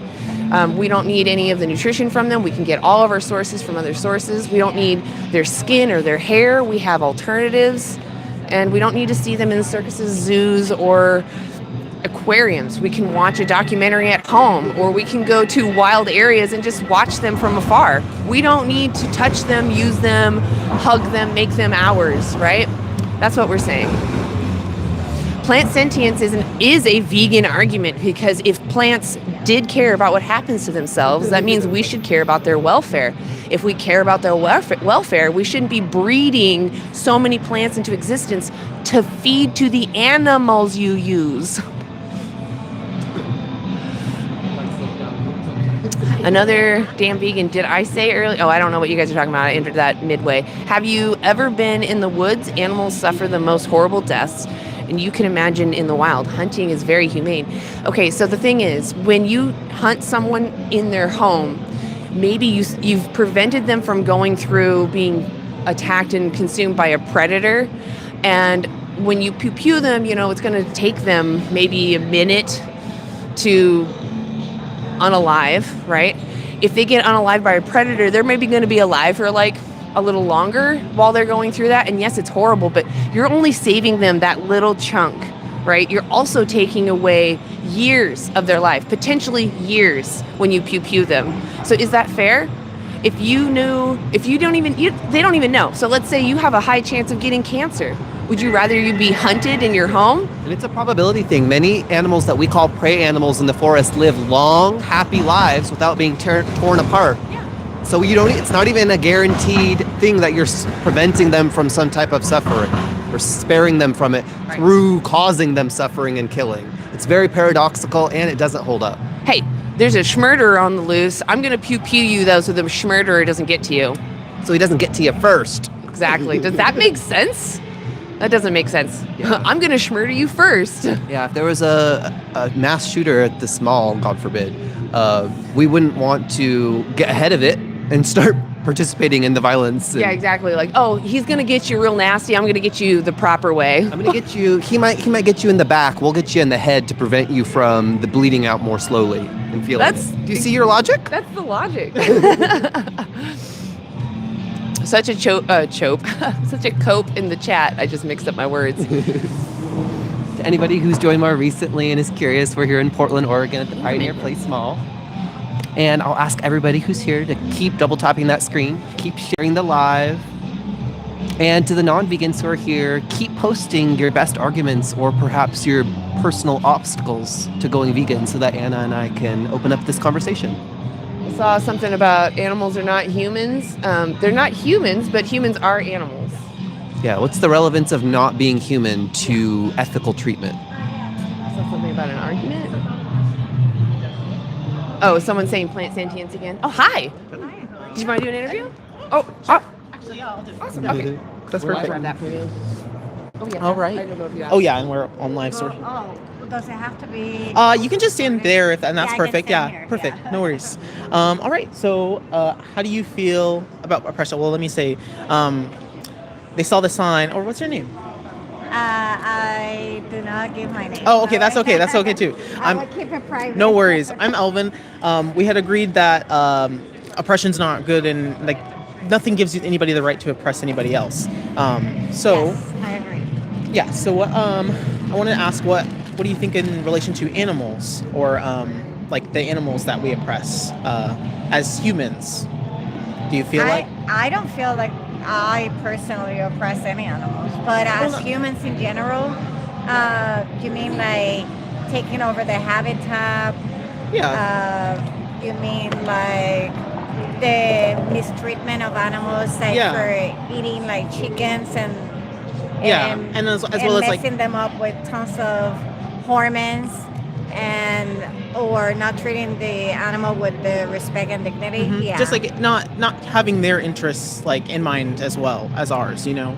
right, right. As it also goes for saying or things like rodeos, you know, or Oh, I agree. I agree that that's horrendous. yeah, like SeaWorld, zoos, that type of stuff. Yes, I agree. I mean, so- we entertain ourselves with things, and then we don't, if we don't know the treatment that those animals getting, to then afterwards seeing backdoors, how they get treated or not properly fed, or I don't know, just for human entertainment. Yeah, I disagree with that. Yeah. Okay, so I'm glad I we mean, agree. I still like the zoos. I like to see the Yeah, animals at the it's nice zoo. to like, although we say like it's yeah. probably more ethical to just I- you watch a nature documentary or I something, feel right? like if you rescue an animal that has been, like, for example, a bird that have hurt their wings and they cannot fly again, and they have those, taken care like of by for humans. like rehabilitation, so that they Right. can then All the enjoy the rest of their life. Right, right. What we see with a lot of situations in zoos is that they actually end up breeding the animals there to keep them like as an exhibit. Because they say it's like important for humans to learn about these animals, which can be true. Mm-hmm. But there's so many other ways we say like humans are so smart, like we can find other ways to learn about them that don't entail captivity for them. Would Gotcha. you agree that is Well, probably more in their best interest, like I'm not observing really them in the sure wild? what to think about that, because without any captivity, how are you really gonna learn, the animal? I mean, animals can be in captivity and still be treated correctly. Well, yeah, but how do you feel about the captivity in general? Like, just like the restraint that they face, like they're not able to live in their. I think wild animals should not ever be in captivity. They should be free. I agree. Domesticated animals like cats and dogs, that's a different story. Yeah, we kind of I don't know. we've why harmed we their normalize. communities to the point where now they rely on us, so we have to take care of them, or we're obligated, or we feel obligated normally to take care of them. Right. Do you know what goes into like the breeding of animals? Like, I don't have pets. I love animals, but I don't have one particularly to have as an example. oh yeah, no. I mean, it's common to not really know. Yeah. I guess what I'm more getting at is that they it's not their choice, right? The animal's choice whether they like I think conceive that or if not. they're born in captivity and then they have tried to get them out in their natural habitat, they cannot even survive. Well, I mean, I agree with that, because like there's some, or I guess you're showing that some situations they're like the animals can't reintegrate back into the wild. Right. It's hard to integrate. And I agree with that too. Yes. So it's just like all taking. It's like the specific situations though that you would I keep think them. most right? of the animals that I know about that are in captivity is because they have been rescued, or for, I don't know, like you said, like for learning, or to have like I don't know, animals at the Sea, for example, or at the zoo. Mm-hmm. Those are the ones that I know, but I don't know about taking a wild animal out of, maybe horses. They have been taken out of their habitat. Yeah, horses is a really good example of human unnecessary use, right? I agree. Coming above the needs of them as an entire species, right? Because like you could say some horses may want to be ridden, right? But we don't see that in the wild. Like when we observe them, they don't even carry their own babies. Mm-hmm. So like, what makes us think that they naturally want to help humans in that way? Especially when we look at the practices in which they bunnies, get horses. I mean, I know about bunnies that they have eaten all their babies, and then that's why they have to separate the bunnies from the mom, because sometimes they end up eating them. Oh yeah, I don't know about that. I've never heard of that. But I have heard about other type of animals that reject their. Oh yeah, like rejecting their young. Yeah, rejecting their young. And that's like a normal, a common thing we see, right? And so that's how we kind of know that maybe sometimes animals don't have the same ability to, like, I don't know, not that like they're not acting in their own best interest in that moment, because they may be trying to, like, I don't know, they might understand their population numbers more than we don't do, really but, know. We but don't really know. We like, act with moral uh-huh. agency to kind of help them out of those situations, or maybe help them not do that, because we recognize that, like, So their babies' lives matter, What's the right? ultimate purpose of doing this? The ultimate purpose, right, is we're questioning people on their like moral consistency, right? Gotcha. So, like you say, you're against captivity, yet like we breed in, like, we as humans, right? We breed and slaughter like countless, like the number is unfathomable of animals just for food, right? Just for breeding to sell. Yeah, just That's for what you food, or mean, breeding to sell, or for food. There's so many food, reasons. yeah. But we say animals have their own interests, right? And we know that because they're sentient. Well, and the saddest part is that we have just learned that they do that with little humans. Like the government, like with all of the. Oh yeah. Files. So. Well, because all if they're capable of doing that with humans, imagine what they will be capable to do with defenseless animals that can't even like speak English, have anybody, or whatever. Yeah. So I guess here. So I'll get to the point right now. Yes. So ableism, right? It's like the determining, right, that somebody's ability to do something, or the way their body looks, or their what's the word? Their characteristics, their traits, right? Using those as as supremacy is using those to justify harm towards them. And so what we say, or what we're saying, is we have to look and analyze our relationship with animals, because if we look back in time, we can see that the construct was built at the same time, right? When we started animalizing humans, we created a third category, right? So like How this. do we animalize humans? Well, like you see people who like depict black people as like gorillas, or immigrants as God. violent or inherently violent. That's a whole total topic. Well, it's all actually the same. This is how I'll connect it. Oh, for you. okay, Because like got the it, got ability it. to use, right, like so like white people, they created this idea that like they're more superior because of certain like would they say- even came up with pseudoscience. I like would say we elongated cannot skulls. generalize. Yes. Like when I talk like about say a whole statement, like Yeah. I said, white people. well, when I talk about whiteness, because I know good people and bad people of all races. yes, of course. You know, and I have seen other races being against other races too, Yeah. or even within their own race. Yeah, because like supremacy and dominancy Yeah. isn't something that Like the you know, shades of colors or textures yeah, of hair. like there's or the colorism, there's mixtures, all sorts or of types of the discrimination. melting yeah. pot. Mhm. I mean, at the end of the day, I believe that they look into like the real ancestry, and everybody's mom is black. Yeah. And I guess I want to clarify, when I talk about whiteness, right? Yeah. I'm specifically talking about the construct, because they created that, right? Like Right. there was a time when we just saw each other as other people, right? But once we created this white versus black, it was a distinction they made specifically so that they could, because they left from Europe, right? And now the only thing that was was bringing them together was the color of their skin.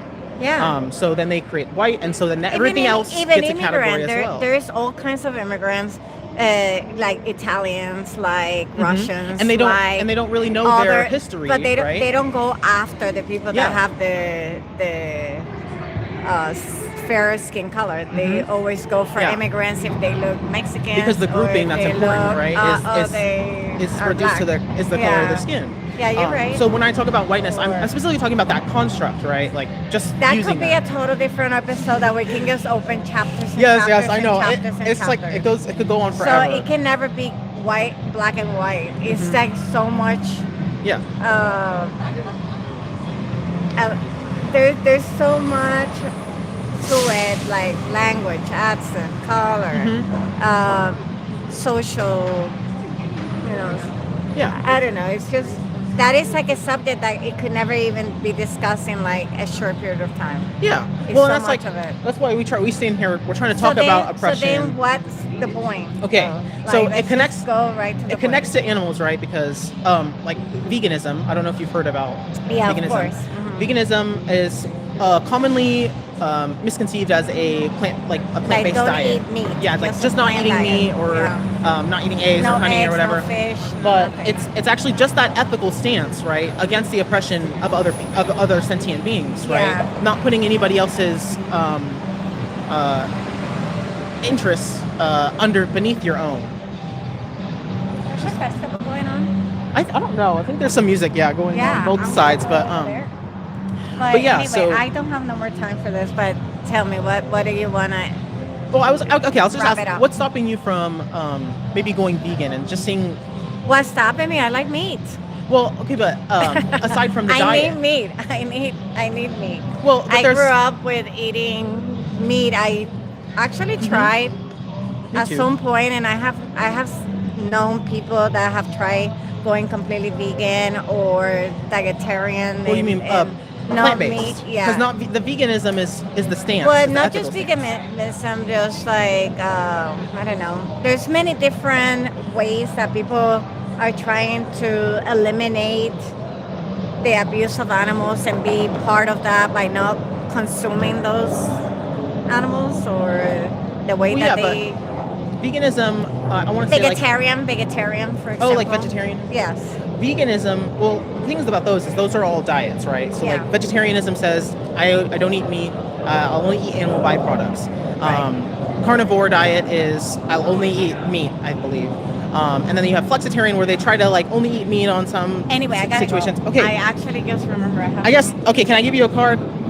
Sure. All right. What are we gonna do with the card? Just so this thing shows The a documentary. thing It shows standard practice. No, I get it, and I have seen a documentary before that didn't stop me Well, I just because want the animal is already dead. It's already dead. because of us, though. When I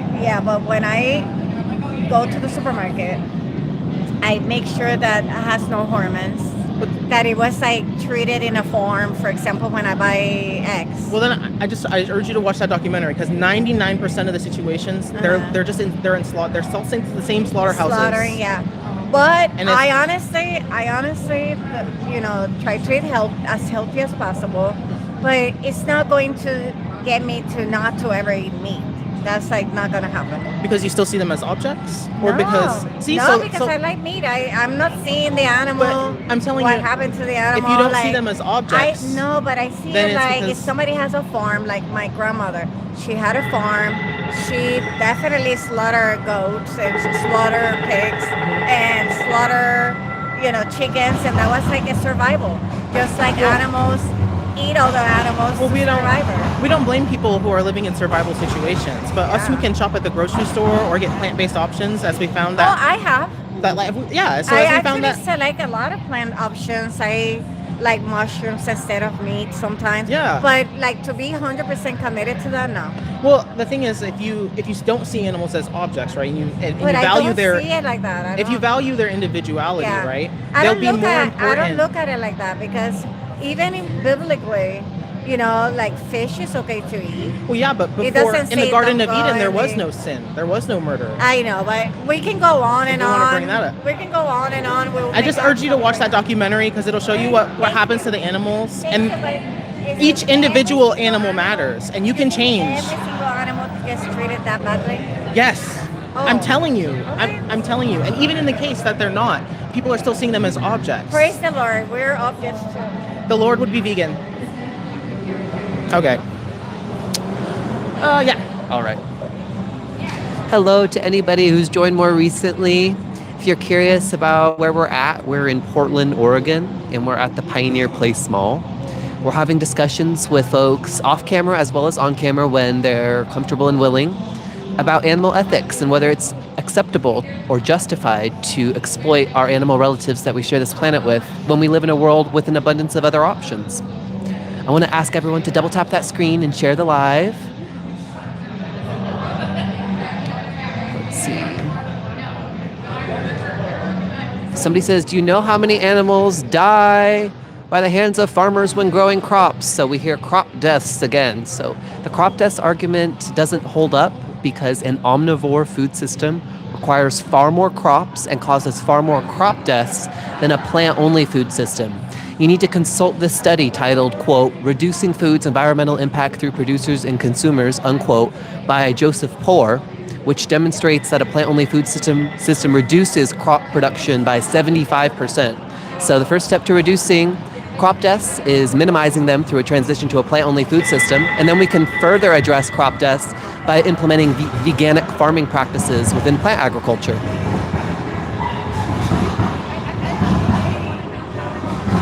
Someone could time out Smucko63, please. To get a sense of everybody who's here, I want to ask the vegans to put a 1 in the chat. Vegans, put a 1.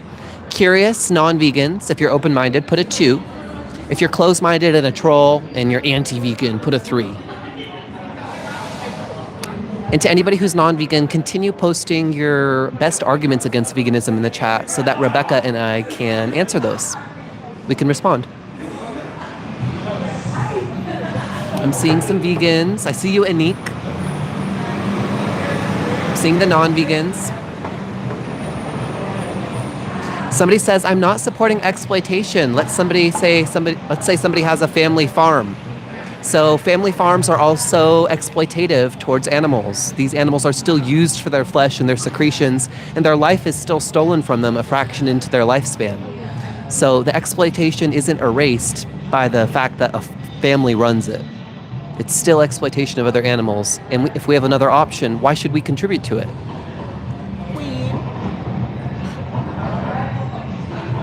called Queen Vegan. Seeing vegans. Somebody says it turns you gay. So there are heterosexual vegans, there are queer vegans, there's vegans of all kinds because we're not a monolith. And the only requirement is to have a mindset against exploiting other animals. That's the only requirement. Your context doesn't matter. It's just about that mindset against seeing other animals as objects to be used.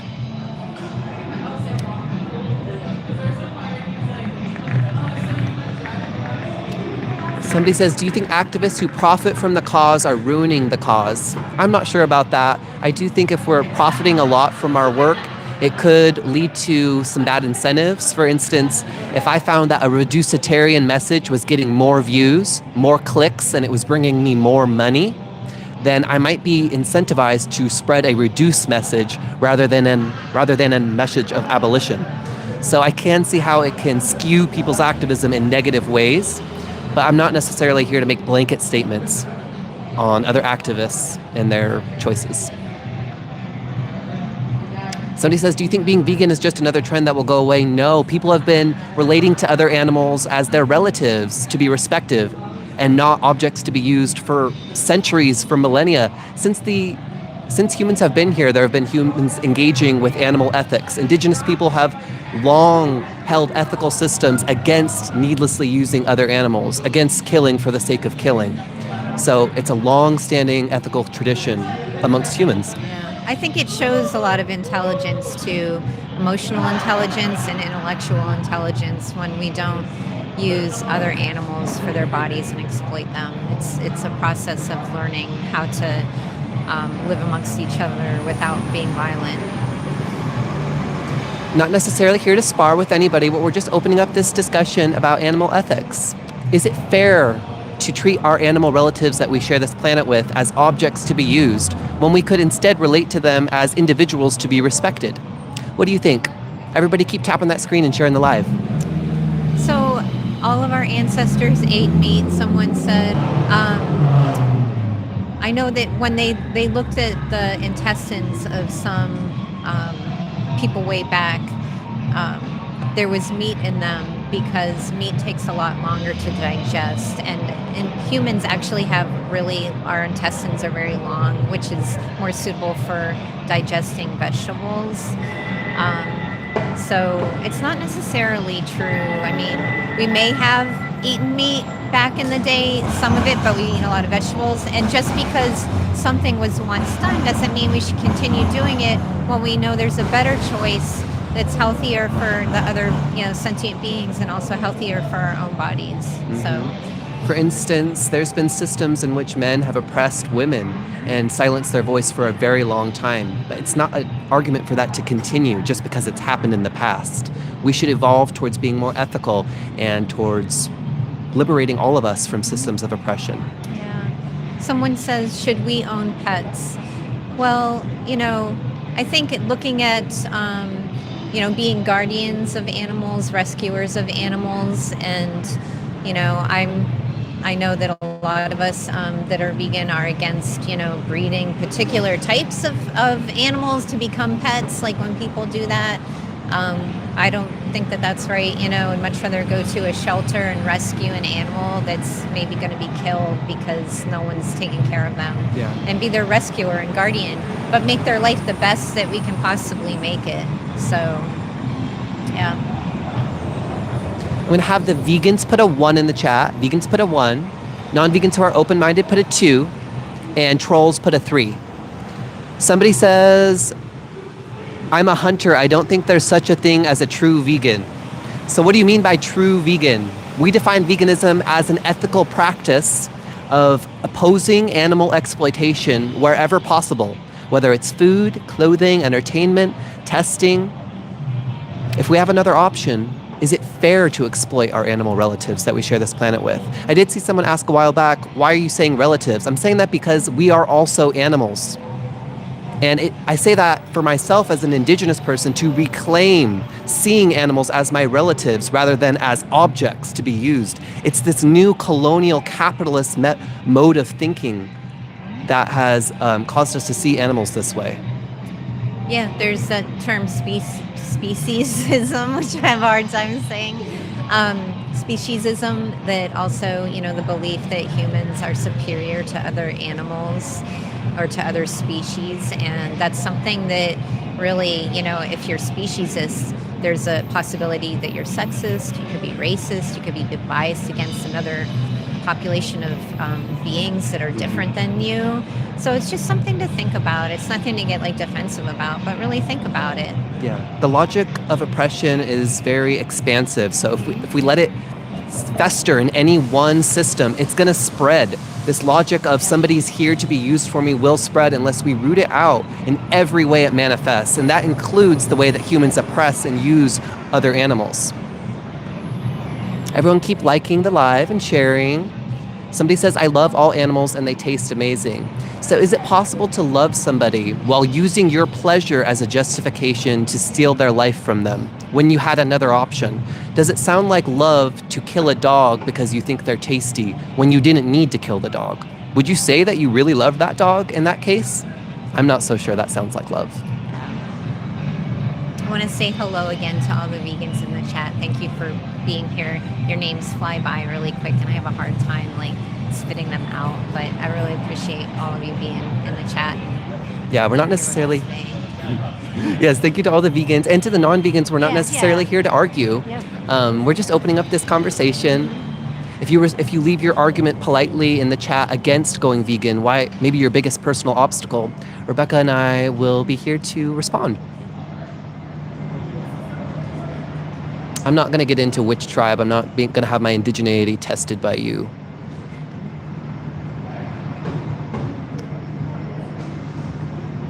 Somebody says, why am I listening to these two white people lecture me on oppression? So you're also looking at an indigenous person and a woman. All of us have experienced oppression and we know what it's like to be seen as an object and to not have our personhood respected. And that's one of the reasons we connect with the other animals and their oppression when they're used by humans for needless purposes. So don't dismiss us on that basis. We're here to open up a conversation with you. We've respected you. Please return that. Somebody says, you do you. That's what we're encouraging people to do. The problem is that people are not enacting a live and let live principle when they use other animals because they're not letting the animals live. They're taking their life from them. So please do live and let live, or you do you. But that's not what's happening when we exploit other animals because they're involved in this. They're a victim in that choice. Somebody says, if you eat animals, you hate animals. I think a lot of people who eat them maybe don't hate them, but they haven't given it a good think. They've never fully thought it through. But I do think the violence is extreme and it's unacceptable. Somebody says, shut up, Jew. So we're not here to platform or we won't be giving space for anti-Semitic bigotry. So you are in timeout. You won't be here on this live anymore. Shame on you. We also support a free Palestine. We oppose anti-Semitism at the same moment that we believe in a free Palestine, but we are here more specifically talking about animal liberation today. Is it fair for humans to exploit other animals, to use them as objects for food, for clothing, for entertainment, for testing, when we have no necessity to? Why would we force an animal, such as an elephant, into a zoo to be confined and exploited when we don't need to, when we could simply watch a nature documentary and learn about elephants in that capacity? Where they're free, where they're not confined. Somebody says, don't animals eat animals? So animals, they may eat each other when they have to, in a situation of necessity and survival, but they don't have access to a grocery store. So they don't have another option. In addition, sometimes other animals will eat their babies, but just because they eat their babies, it's not justified for us humans to eat our babies. So we can't use them as our role models, if that makes sense. Somebody says, I will be watching a documentary as soon as I get off work. That is amazing. Knowledge is power. So please do look into our resources. The main documentary we're recommending for anybody listening and that is curious, it's called Dominion, and you can find it online free on watchdominion.org. Again, watchdominion.org will lead you to that documentary. It's very enlightening, and it just shows the standard industry practices inside factory farms and slaughterhouses, not aberrations, not instances of extreme cruelty, but just the standards so that you can make an informed choice as to whether you want to contribute to seeing other animals as objects or whether you want to stand alongside them in their liberation and not use them. Let's see. Everybody keep liking the live and sharing it. Somebody says, I hated myself when I was vegan, never met a healthy or nice vegan. So there are vegans who are Olympic athletes. They're vegan bodybuilders. Are they not healthy? And we're also happy here. It's obviously a very personal thing to describe our emotional state, but we consider ourselves happy vegans as well. Somebody says, you don't look healthy. Are you a doctor? Did you take my blood pressure? Very impressive to do that through the screen. You sound... My blood's done, and everything was perfect. Sometimes because non-vegans, I felt the need to test my blood every year, and each time my doctor said, please keep up doing what you're doing because you have no deficiencies and you're a very healthy person. In particular, calcium right in the normal zone, protein right in the normal zone. Yeah, especially for those nutrients that non-vegans talk about a lot, such as calcium and protein. Plant-only diets provide plenty of it. We are the living, breathing proof. Somebody says, change the mic color. No, why would we? It's pink and beautiful. I'm going to ask all of the non-vegans to leave their best argument against veganism in the chat so that Pam and I can respond to you. Somebody says, I love meat. So does the pleasure you get from consuming an animal's flesh, does it justify the animal's exploitation, their objectification, their suffering, and their killing? Does pleasure justify killing other animals? Would you accept it for dogs if somebody was killing them for their pleasure? Does it sound fair?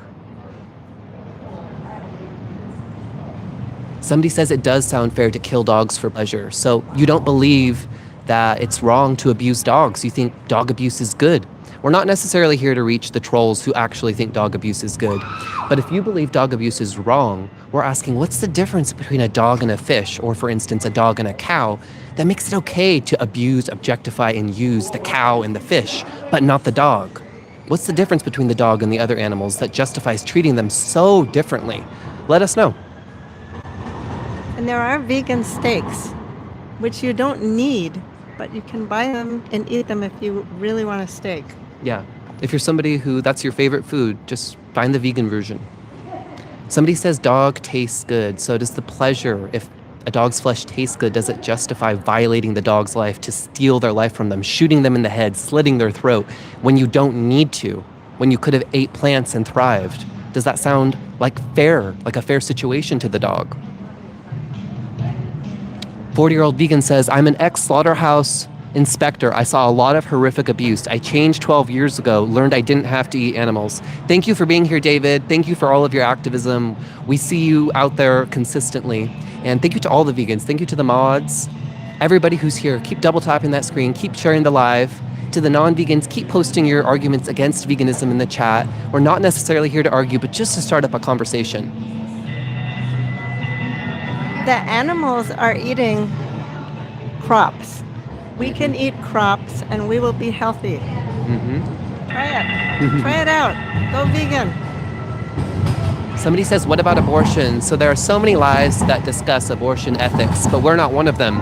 If you're curious, we're here in Portland, Oregon at Pioneer Place Mall, and we're discussing animal ethics.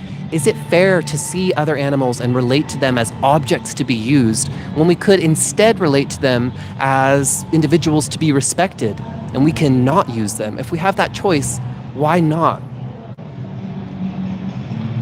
Somebody says, just as it is fair for abortion, or just as it is fair for us getting ate. So you think it's fair when a human is killed by a bear, for instance, to be an ate? Do you not support humans carrying things like bear spray or a horn to protect themselves and to defend themselves from violence? When we hear a story in the news about somebody who was tragically killed by a big cat, do we not see that as a negative thing? It's not good. All right, I'm back. Hello. Elvin here. Animals aren't individuals. Well, what's your definition of an individual then? Because in my eyes, they seem like an individual to me. Animals eat animals. Yeah, well, whatever animals do in the wild does not justify your actions. So how do you justify your actions? Someone says the house you live in used animal byproducts from paint to glue to insulation. Am I actively causing that exploitation though? Or did I actively cause that exploitation by buying my house, or because I had to buy my house? We need meat to have a healthy, balanced diet. I mean, maybe according to the current administration, but if you look at the science says that we do not need meat or animals, right? We do not need to kill any animals or exploit any person, right? To have a healthy life. In fact, I would argue that a healthy life, consists of not exploiting others and not taking the lives of others to try to sustain yourself. Especially when you know that science is showing that we can live off plants entirely. So, well, animals aren't others. So, what does that mean? Why? Explain to me how that justifies their exploitation. Vegans are against the exploitation of animals. We're not against killing. We're against unnecessary exploitation, right? So, say crops in a farm that we're growing growing plants in, right? The animals that die in the process of tilling those crops, right? That's not explicit exploitation, right? I raise chickens and eat their eggs. Is that not humane? If you raise the chickens and eat their eggs, is that not humane? Well, the idea is that you are still seeing them as objects, right? Because you're using their byproduct. If you really saw them as who they are, which is an individual and a person, and eggs for what they are, which is a byproduct, a period, essentially. It's literally an egg. You wouldn't want to eat that, right? If you truly understood. And maybe you need to because you literally can't survive without eating those eggs. That's literally the only situation in which you should be eating them. And in fact, it'd be great to know that great for me to inform you that chickens actually need those nutrients from the eggs that they're expelling, because they've literally bred them genetically so much to produce as many eggs as they can. Wildfowl, before the genetic modification of all these beings, would be maybe giving out an egg or expelling an egg maybe once a month, whereas now they literally are doing one every day, and so the nutrients that they're expelling is much less than the nutrients that they actually need to live. So you should actually let them eat their eggs so that they can reabsorb those nutrients that they're supposed to have. The person who said pigs are delicious, that's absolutely irrelevant. It is. It doesn't mean that you should eat a living being that is sentient. Yeah. And, humans taste good too. People say that humans taste like pigs. Does that justify using humans?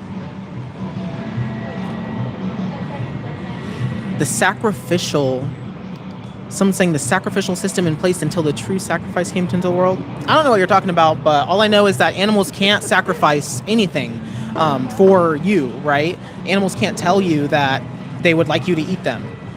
They can't even tell you that they wouldn't like you to exploit them. So we have to act with actual equal moral consideration and believe that we shouldn't harm them, we shouldn't exploit them, we shouldn't use them for our purpose. When chickens start eating their eggs, they turn cannibal and eat each other. They must be cold at that point. No, that is not true. That's like saying when women eat the placenta, they're basically like, what? I'm confused. Somebody eating their own byproduct doesn't necessarily mean that they're losing any type of personhood. If you walk in the field and have a heart attack and die, and nobody finds you, who's going to eat you? If not animals, probably the earth. It doesn't really matter though, because none of that justifies using and exploiting animals for our use. You who have have the 25 chickens, why do you have the chickens and where did you get them and where are the males? Yeah. Can you answer those questions, please? Yeah, because if you didn't know, your hens that produce eggs, they all had a brother, scientifically. It's like a 50-50 chance for, each sex to be born, right? So all of the males get macerated in a blender, basically, at hatching. So there's inherent exploitation just in the fact that you have chickens. And chickens are not somebody you should have. They're somebody you should be taking care of and making sure that their interests are equal to your interests and treating them the same way. James Dodge, what do you want to talk about with the panda? Yeah, what is the panda? I don't know what that means. You just keep asking, so we'll address that. He says, I do take care, feed, and let them roam. That's good because, as you know, they probably enjoy their life a lot more being able to roam. However, you should look into changing your mindset on their personhood because chickens are individuals. Chickens are able to have different personalities, and they don't exist for our use. Eating pandas? I mean, that, it's just so out of... I didn't even know really, I know people eat exotic meats, which is just like animals that they are unfamiliar with and treat as a delicacy, right?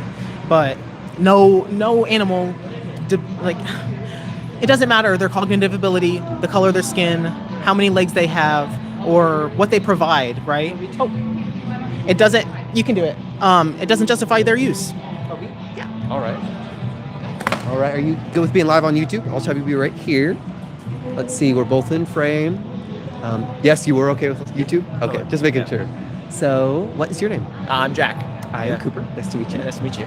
We're here talking to people about animals. What do you think about animals in general? They're great. I mean, they're animals. Have you lovable. spent time around dogs or cats in your life? Yeah, totally. I mean, I've grown up with dogs. I have 2 dogs right now. Well, Okay. 3. We just got a 3rd. So caring for the dogs, spending time with them, what does it teach you about their feelings? They're very sentient. Very sentient creatures. Very They're sentient. highly intelligent, depending on what breed you get. And they're all different. They all have their own personalities. They're amazing creatures. And you can really treat them. Every dog's different. Right. They're all amazing. You said they're very sentient. I wonder, has there ever been an instance where you'd seen a dog or a cat suffer? Yeah. I mean, whether it's you don't feed them and that you forget to feed them that day. Right, they get hungry. They're hungry. Like, come on now. They want something and you don't give it to them. But any scale, you step on their foot. Right, they'll yelp. They hurt. Anything. I mean, they do feel pain. They're very... And sometimes they don't know. They don't know whether or not you make a mistake or not. And it's... And you kind of try to make it up to them. You're like, it's okay, I didn't mean to. Yeah, I didn't mean to, but you never know. Right. When you think about an animal like a fish or a cow or a pig, do you think they're different from a dog in their ability to suffer and have feelings? I mean, it's where do you draw that line, right? Where do you... Or do you think they have that feeling to suffer, or they have the personalities in the same way that Totally. dogs do? I mean, maybe not personalities in the same way that dogs do, but yes. They do have personalities, but differently. What do you mean? Kind of how I try to think about it is the more advanced a brain is, that more personality, the more layers there are to that onion. Okay. And I think of a goldfish as having less layers as opposed to a cow or a horse or something. But when you think about maybe the fish or the cow or the pig, would you say that they're advanced enough to suffer or to have some level of personality, some individuality? Yes, whether or not we can see it and it's how prominently it's displayed. Right. It's like a cow, for instance, their intelligence isn't going to be like you and I. They're not going to have this conversation. No. But they walk, they're walking in the field. There's certain cows they like to be next to. Like you said, they'll yelp or they might moo if they get stepped on, things like that. And they're going to have a lot more personality than a fish, where a fish probably does have a personality. We just can't see it as well because we can't interact with them as much. It's hard to relate to them and interact in the same way with a mammal, like a cow or a pig. Exactly. Yeah, I know what you mean. But you still think the fish suffer, right? Yeah. Yeah. I mean, Yeah. like as humans who live in 2026, who maybe live in Portland or the surrounding area, do you think there's something that we need from other animals for, say, food or clothing or entertainment? I mean, yeah. I mean, people have been making leather products for centuries, and people Right. have, I mean, I love eating meat. Right. It's- So we're not necessarily talking about like what is or what has happened, or like maybe what you're doing right Yeah. now. But I wonder, like in the future, is there anything that you or I need from animals in order to thrive as humans for food or clothing? Probably not, honestly. There's probably not a reason that you couldn't get it from other sources. Right. I mean, lab-grown meat, you can get protein from other sources, iron. If you found out, for instance, maybe it was you went home across and it was flashing across the news screen and it said humans don't need to consume animals and they can get everything they need from plants only. Do you think if we didn't need to and we know that these animals suffer, do you think it's fair for us to continue using them? I don't know. Honestly, I don't know. I mean, it's where do you draw a line of possession? I mean, if you can own an animal, then you can do what you want with it. And yeah, I don't Do know. you think that's fair? I don't know about fair. I don't know if you can say it's fair or not fair, unfortunately. What do you think about maybe justified? Do you think it's justified if we have another option and we know they suffered? Do you think it's justified for us to continue putting them in that situation for us? I don't know. I mean, I don't know if it's justified, honestly. You're not sure. Probably not. Yeah. I mean, Would you consider question. would you consider watching a documentary that got at the standard practices within farms and slaughterhouses so that it gave you an ability to be an informed consumer and make an informed choice? yeah. I mean, being informed is always good. Right. I mean, trying to be free range, whether that actually means anything. What do you think? Do you think it makes a difference if an animal's free range? Maybe they're a lot happier. Do you think it makes a difference if we still kill them and we didn't need to? What do you think? I don't know if it makes a difference, but I mean, the happier we can have the animal, I mean, I don't see a reason to not try to make them as happy as possible. If we were choosing between using them and making them sad and then killing them, or using them, making them happy and then killing them, obviously we would choose the happy one. But if we have a third option, which is not use or kill them at all, what do you think is most fair from or justified from the animal perspective? That's probably the most fair. Right. Yeah. From the animal perspective, especially. All right. I hear you. I want to ask a couple harder questions, and then we'll wrap it up here.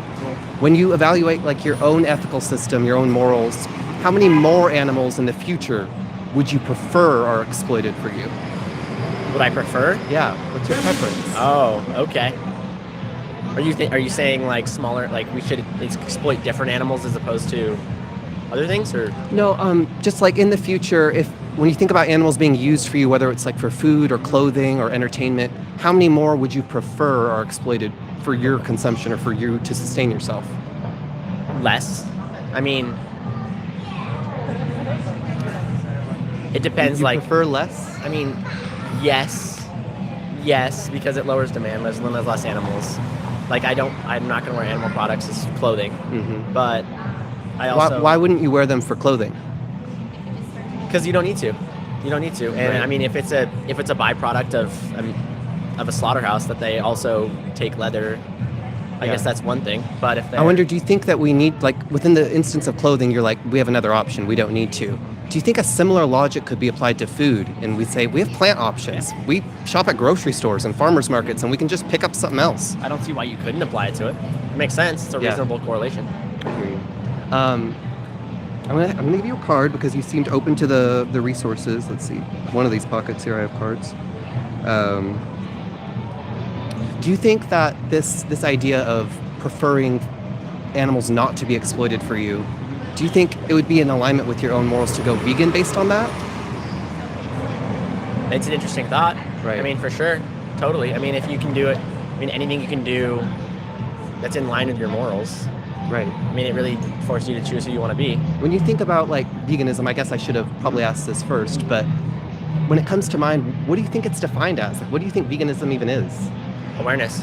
Awareness? I mean, at the root, that's what every vegan is trying to do, right? I mean, whether it's for a dietary reason that you physically can't consume meat, or you're trying to limit something. Right. Right. So like there's some people who kind of come onto a plant-based diet, and you're right, maybe they're trying to lose some weight or become more healthy. We define it here a little more precisely as a principle against using other animals. Okay. If we just have a choice. If we didn't have a choice, like drop me in the middle of the woods and I don't have any other option, I'm not sure what we Yeah. do. But But for you you have a and me, choice. if we can shop at a grocery We store, totally have a choice. do you think it's fair for another animal to enter the slaughterhouse for you if they don't need to? Yeah. I mean, probably not. All right. Well, with that, you've been really open-minded. Did you have a thought? I didn't mean, mean it's to a great interrupt. conversation. I really appreciate your time here. I want to Stress. leave you this card here that links to a documentary called Dominion. Okay. If you don't want to scan it, because I know some people scam with the QR codes, you can always just look up Dominion on YouTube. It's free.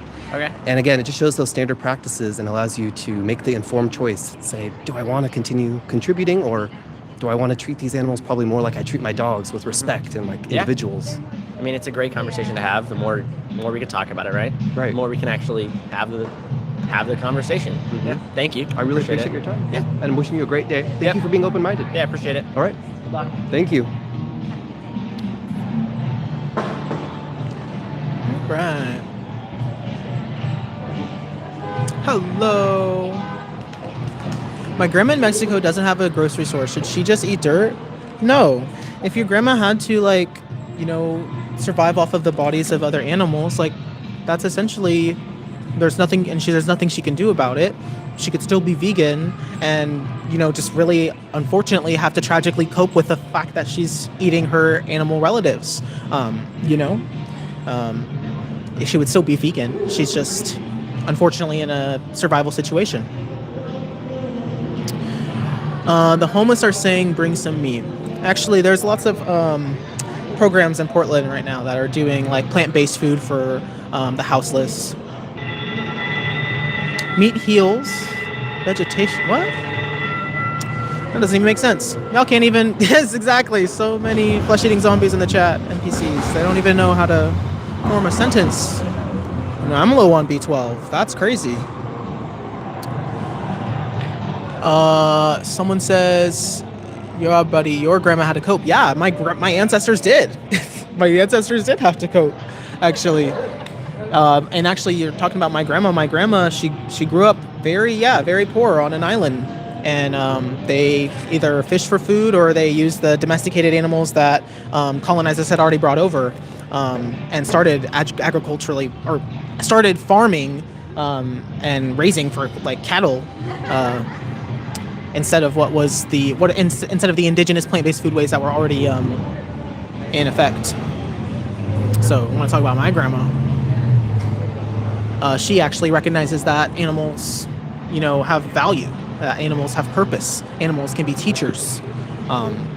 So why are we using and abusing our teachers that we should respect as beings? Yeah, totally.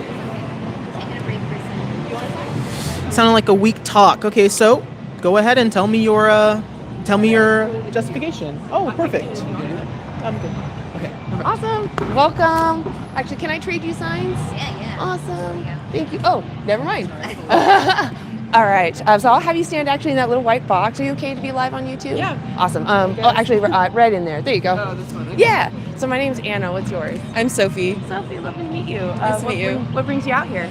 I live in Corvallis, but my boyfriend lives in Portland, so Oh, yeah. I'm just visiting on the weekend. Oh, I love it. That's fantastic. You guys come together. This is also just a fun place to walk around and see stuff. we're gonna go so. see a movie in like half an hour. Oh, nice. Right on. Yeah. Lots of good theaters here. Yeah. So we're just asking, I'll be quick so like you guys can get on your way. We're just asking people about the powerful versus the powerless. And this might seem kind of obvious, but bear with me. Do you think that the powerful should have the right to oppress the powerless? No. I agree. What about, this might feel like a trick, but it's just the paradigm. What about the animals that we use for food, clothing, entertainment, the circus, the zoo, aquariums? Would you agree that we're the powerful, the humans are the powerful, oppressing the powerless? Yeah. I think that animals don't have a voice to express like what they're feeling, and I think because they're not human, we assume that they don't feel things the same way that we do. But we actually know that animals feel pain and happiness and sadness and things the same that we do. I mean, just because they don't experience life exactly like we do doesn't mean that they should just be exploited and used for what we can get from them. So, yeah, I'm very much against factory farming and using animals for. Wow. Is there anything you can think of that we might need from animals that would justify us doing that? Well, so I'm actually a veterinary student in Corvallis, and we learn about using animals, for instance, to create vaccines, to train, okay, and to formulate medicine and experiment with different kinds of surgeries and things like that. And like my personal belief is, I do believe there is a time that we can honor animals and have it be a worthwhile pursuit to get something truly worthwhile from animals. I believe that. Like, for instance, it would be hypocritical of me to say that that's always wrong if I have vaccines, you know? It's the city. You know, as someone who has taken medication, has taken antibiotics, has had vaccines, that's because we've used animals to get to the point where those are safe. However, I don't think wearing fur or eating meat is a good enough reason to like exploit an animal. Yeah. So that's my belief. Are you vegan? Yeah. Oh my gosh, I wanted to really test. I was like, I'm not 100%. Can I give you a high five? Yeah. Hell yes. I actually agree with you completely. I understand that there may be some people that are having to deal with obstacles that make them have to cross their principles in order to survive, like a life-saving medicine that was tested on someone. Yeah. It's understandable. It's not fair, and that needs to change. I don't like it. Exactly. And I think there are ways, like for instance, I think PETA or some organization is doing a lot with the monkeys that are kept in captivity, and they're doing all kinds of testing on them because they could make it more humane, and there are things they could do to make it a better condition for those animals. But at the same time, I think it's like I try to see both sides. I understand the need for that in certain circumstances, but at the same time, I think we've gotten way too comfortable just like eating a bunch of meat that's like. And then people try to give the excuse like, well, meat, it's good for you. It's like, well, then why are you eating like a double bacon? Like, I know, right? Then they go in to eat the yeah. fast food. And I also like, for instance, like my boyfriend is Tunisian. He, in their culture, I mean, in where he's from, I actually think the way that they do things there is a lot more ethical. They kill an animal, but they use every part of it. They kill them humanely. Like, I don't believe killing is humane, but it's not factory farming. Yeah. The animal lives at least a good life, and they kill them quickly, and they use the whole animal. So I still wouldn't eat that meat, but to me that's a lot more respectable than like how it is in the U.S. So that's my belief. I can agree that there are definitely welfare differences between different farming practices. I guess what it comes down to is if it's not necessary to use them at all, even the humane methods are unnecessary, then we just don't need to farm them. I do understand, again, though, someone in a situation of survival, it's understandable, but the victim, it's still immoral for them. But again, it is understandable. Yeah. But we're talking to people that, have options. Mm-hmm. And you're already vegan, so I guess, yeah. Oh, wow.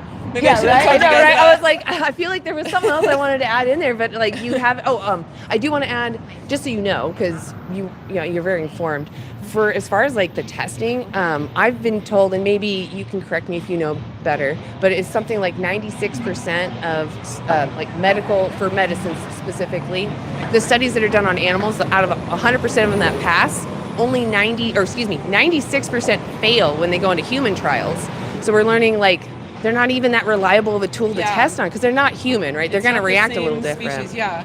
And a lot of times, like the excuse they give a lot that I hear in class is like, you can test a medication for one aspect of like what it will do in a biological system, but their excuse is like in an animal, testing all of its effects on a living creature, but it's still not a human. Exactly. So you're still missing so many aspects of what it's going to do in a human being. So yeah, I agree. I think it has a long way to go, and I think we're actually closer than you think. I had to look into this, but there's actually technologies that are coming out that are more reliable than the animal testing. Wow, that's amazing. But what's happening is those that are breeding these animals into existence. Hey, right? Free Palestine! Yes, Free Palestine.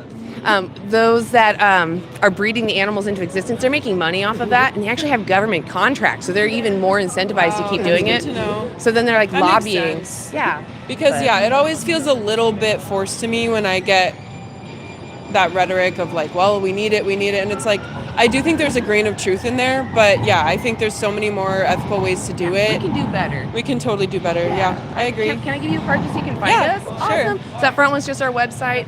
You can Cool, also I use love it what you to guys are talk to doing. other people. Yeah, and if you want ever Good to job. join us, or just like I said, reach out to us, you can find us on there. Cool. Is there like a social account you want to shout out? I just want to No. support you. You're amazing. Thanks. No, I don't really do that. What but- was your name again? Sophie. Sophie. Oh my God, I really enjoyed talking to you. I'm Thanks. Anna. Nice to meet you, Anna. I really hope to see you around. I know you don't live in this area, but I I'm hope to here see you on around more. weekends, so. Awesome. Well, I'd love to see you around. Yes. Other than that, I got nothing else. You guys have a great rest of your day. Thanks. Yeah. Thanks for being here. Oh, that made me feel all fluffy. Yeah, I love it. Oh, that made me feel really happy. I love to meet people that are down to earth, and there was some, I feel like maybe she just didn't know about the testing of animals, because it did sound like she was just trying to be protective of like, I don't like this, but I know it's necessary. It's like, actually, it's not that necessary. Right. We can speak up for that. So It's a common misconception. Yeah. And if in her mind it's existing within a situation of necessity, Right. it's a little bit different. Like you can still work with that. yeah, exactly. I was like, just to inform you, because you seem like you like to be informed. Yeah. She said she's vegan. I know. I'm really happy about that. Oh, It's I love amazing. that. Yeah. Love encountering other vegans in Portland. Yes. Oh, for anybody who has joined more recently and is curious, we are in Portland, Oregon. We're at Pioneer Place Mall. And as you just saw, we're having some in-person as well as off-camera conversations about Lots of those. lots about animal ethics. Is it fair for humans to exploit other animals when we have another choice? Leave your thoughts in the chat so that Anna and I can respond. Somebody says these people are probably pro-abortion. So I'm pro-bodily autonomy, if that's what you mean. But we're not necessarily here to discuss abortion ethics today. Right. So we're not going to have the discussion be derailed from animals to abortion. We're here to talk about the way that humans relate to other animals. Should we relate to them as objects to be used or individuals to be respected? Oh, hey, #freedom. Thank you. Everybody who's here, continue double tapping that screen. Keep liking. Share the live as well. I love that as you did it, I saw some hearts pop up. Oh, I was love good that. Time. Good timing. I thought I saw a comment I wanted to address. I saw crop deaths, and nope, the comment's already gone. Dang it, guys, I'm sorry. I see you, David, 40-year-old vegan. Thank you to the vegans and mods who are here. Thank you to Ian for all of your work with dealing with some of these nasty bigot trolls. Hi, Savvy. Just to be clear, again, abortion is a medical medical procedure between the person who's pregnant and their doctors. That's why it has nothing to do with veganism. It's not about exploitation. We're not talking about a medical procedure here. Somebody says, I wish we could debate this properly, but unfortunately, because you're so militant, we can't, and there's no way to have a good debate. It's a shame, really. We're not here necessarily to argue or spar. We're not here to do that. Or even to debate. We're here to have conversation. Yeah, we're here to open up a discussion politely. So if you want to post your counter-argument to veganism or your justification for using other animals in the chat, we'd be more than happy to engage with you as long as you engage with respect. We'll return it to you. Thanks, David. Thanks for being here. I see you. You're a legend too. Go check out the 4-year-old vegan. He's an awesome outreacher and just in general vegan activist. Somebody's asking about eggs. So there are many reasons that vegans oppose the egg industry and choose to boycott it and not contribute to it. The first is that at the breeding level, the egg industry does not see males or intersex birds to be useful because they'll never push eggs out of their body. So they're all disposed of while they're fully conscious into a blender on the first day of birth. This is about 300 million birds that meet this fate in the United States alone. The next layer of exploitation is that these birds are selectively bred. While their ancestors might have laid an egg every month, maybe 12, 15 eggs a year, they're Sorry, that comment right there. The eggs today, those chickens who are producing eggs today, they lay about an egg every single day. So when you contribute to the egg industry, you're forcing somebody to push out an egg every day on your behalf. And lastly, every chicken that enters the egg industry, they are killed a fraction into their lifespan. Maybe 18 months or 2 years into what could have been a 5 or 10 year life, their throat is slit and their life is stolen from them. And all of this is happening for an unnecessary food product. Nobody needs to eat eggs. Why would we put chickens through this process for a needless reason? Does that sound fair? I say no, just to take inspiration from Elvin earlier.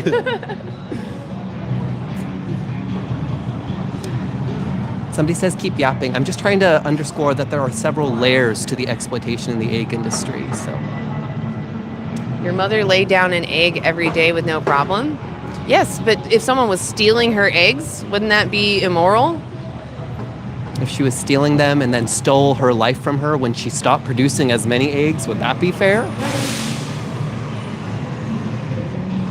Somebody says they were complimenting my glasses. We got a lot of mic compliments and glasses compliments. Oh, I do love, honestly, I love that tint of the glasses. I wish, honestly, I like that color. Where's your pencil holder and protractor? So we're not doing a geometry lesson. We are here talking about animal ethics. I'm a little confused. Yeah. Somebody has a question. They've posted, I got a question. Leave it in the chat. We want to talk about this. Everybody keep double tapping that screen. Keep liking, keep sharing. I don't. Mad Max? It sounds like you have it all figured out, somebody says. What have you done besides get on live to stop the killing of animals? So I also oppose human injustices and human oppression. I try to be consistent and ask myself, if I believe in human liberation, what stops me from also standing alongside in solidarity with my animal relatives to support their liberation as well? Why not support total liberation if we have that option? We should have gotten a picture of you talking all them. It was a big group. Somebody says, how do you feel about all the American citizens that have been murdered by illegal aliens? We oppose racist stereotypes, and we oppose the fascistic misinformation that demonizes immigrants in our community. Yeah, that's we reject disgusting. that. Don't do that. We're not necessarily here to, speak out against the fascist Trump government. We're here to talk about animals. I know, I hit that too. I do that the too. buttons are too close together. They're too close together.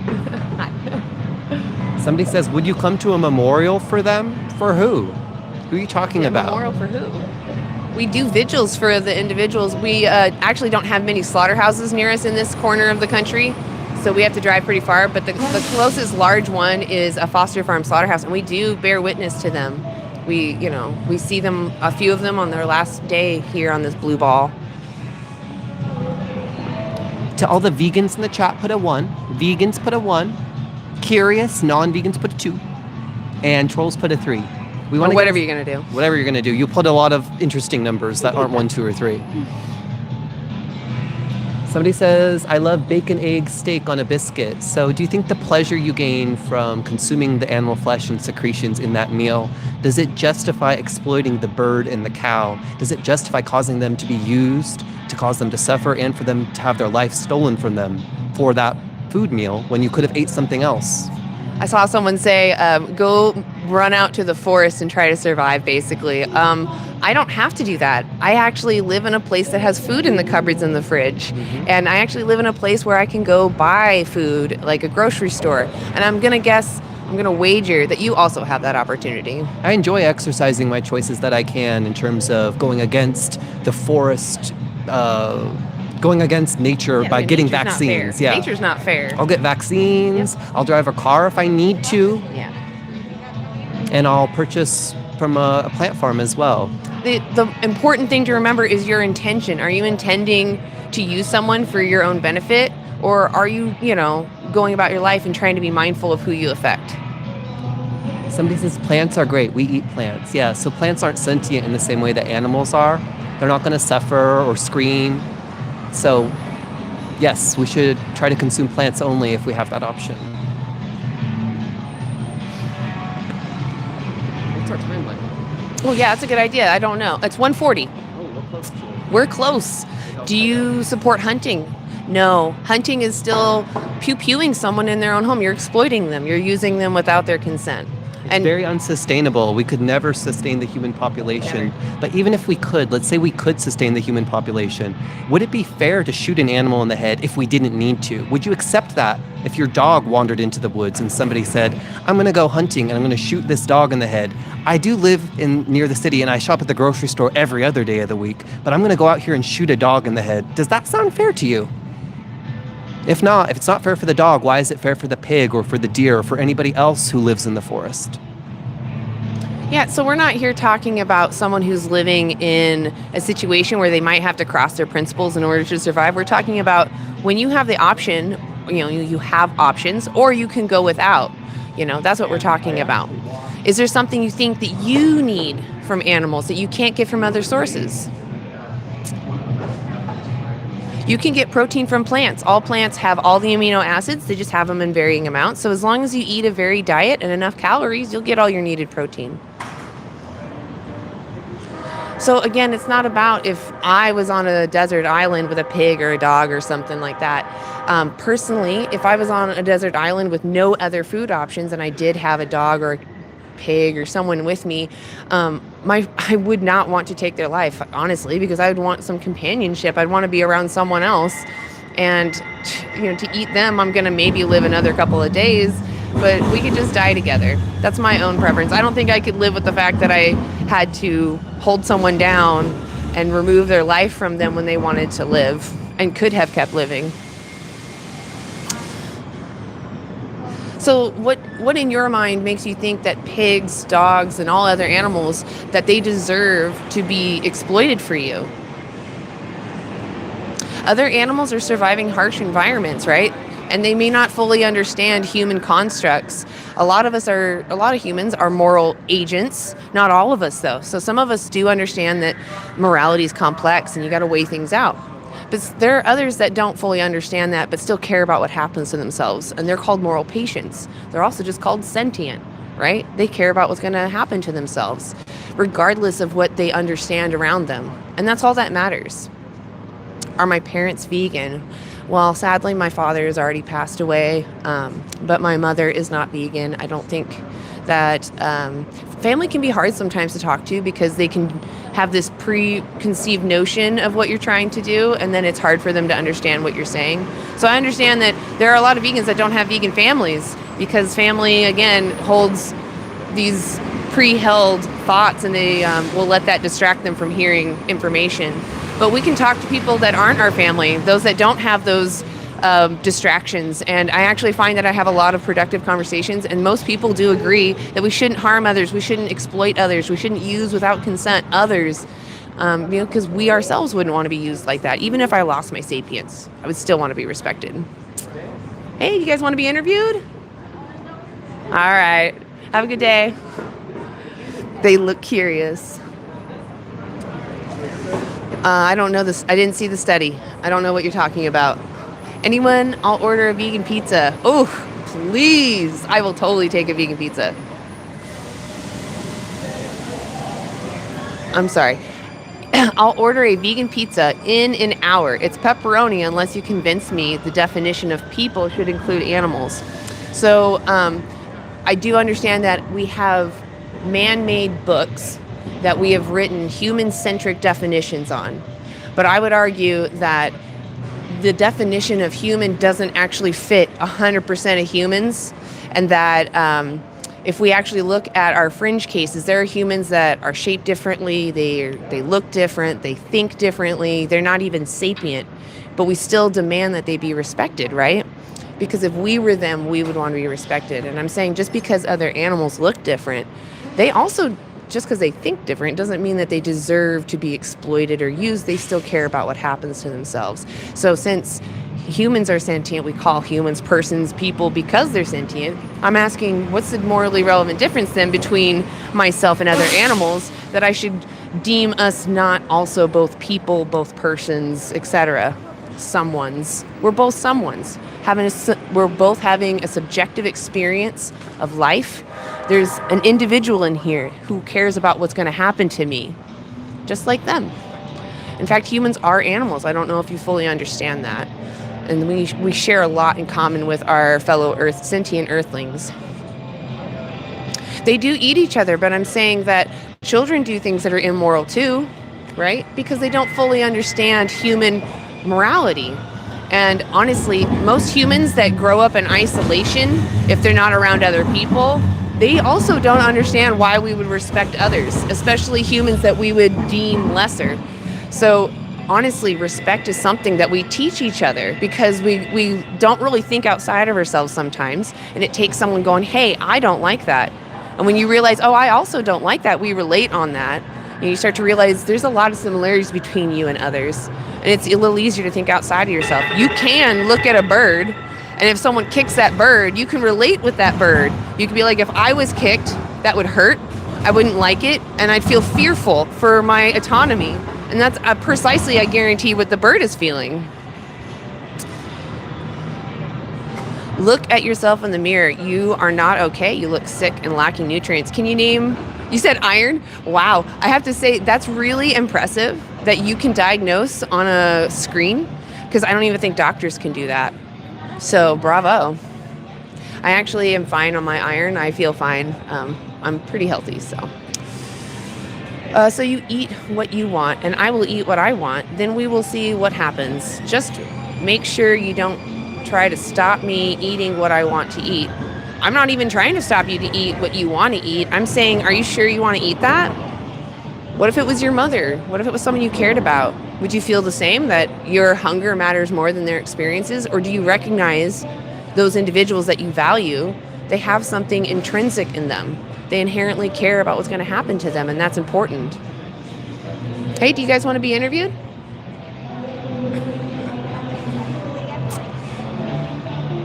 Whole food, plant-based for the win. Yeah, I do advocate, though, that you do look into your nutrients. Make sure you are getting everything. Most people don't know how to feed themselves, and that is something valuable that we can, it's, what's the word I'm looking for? It actually empowers you to be able to take care of yourself and know what you need. Most people don't know that. They just kind of default to whatever is convenient, which is also understandable as we live in a very fast-paced world as of today. KFC is okay, right? No.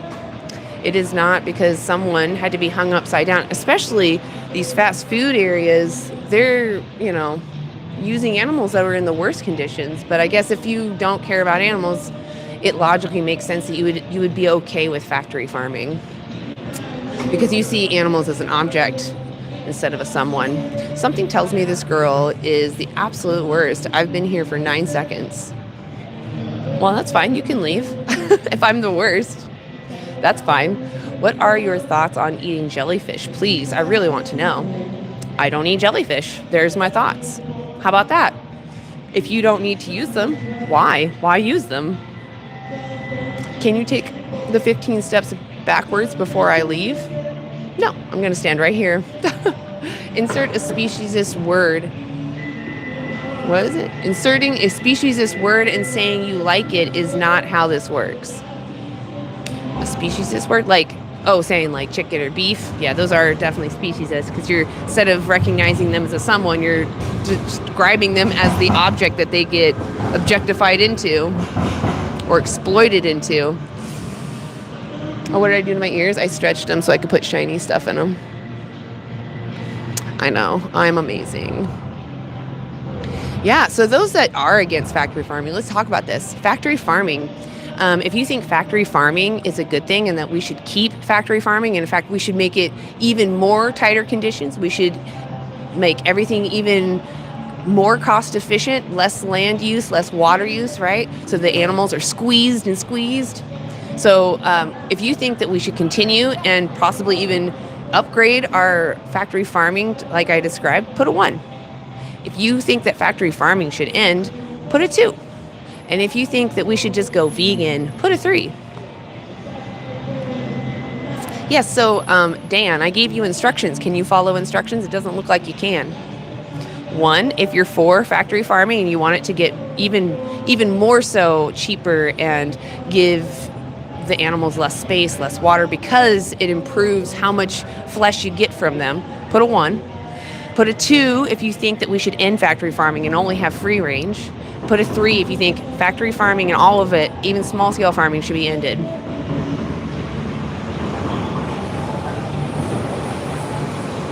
For those that are putting a 1 in the chat, what if it were puppies? Do you still feel like it would be good? Say yes. If not, say no. Should we factory farm puppies? Say yes or say no. If you see this as a sex toy, that tells me what you're thinking about. Because all microphones are shaped like this. It's just that it's suddenly pink. Okay, so I see a couple of, oh, Jason, you stinker. I see another yes. Yikes. Another yes. You guys really think we should factory farm puppies? That's disgusting. What about human babies that won't make it past the age of 10? They'll forever be the mental age of a child. They won't live past 10 anyway.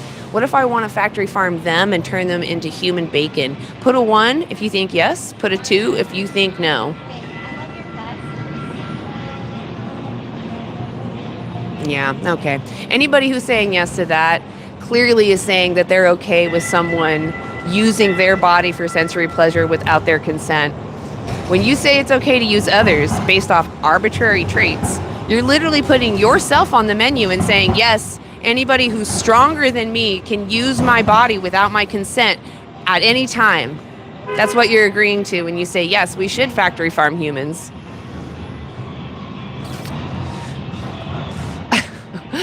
Someone is having Dan is fishy is spamming the chat. Can someone please hush him? You got him? There we go. Thank you. Yeah, that should be perfect. Thank you. Thank you. Dan, you can hang out in the chat. Just hush. We know now how you feel, but you can't actually tell us why. You just keep saying that you do. So for those that are willing to participate and have a conversation, can you tell me why you think factory farming is good? Why should we keep factory farming when we can just eat plants, seaweed, and fungi? Yeah, there's definitely gross stuff in fish flesh, but it's the sad part is that, fish lose their lives when you use them. It doesn't matter where the farm is located, farming animals is enslaving them. It's, testing on them when we don't need to, that's enslavement. Using them in circuses, zoos, and aquariums for entertainment, that's enslavement. Using them for their skin, their fur, whatever, their scales, that's enslavement. It's exploitation. Thank you, Lewis, exactly. Please, let's stay respectful.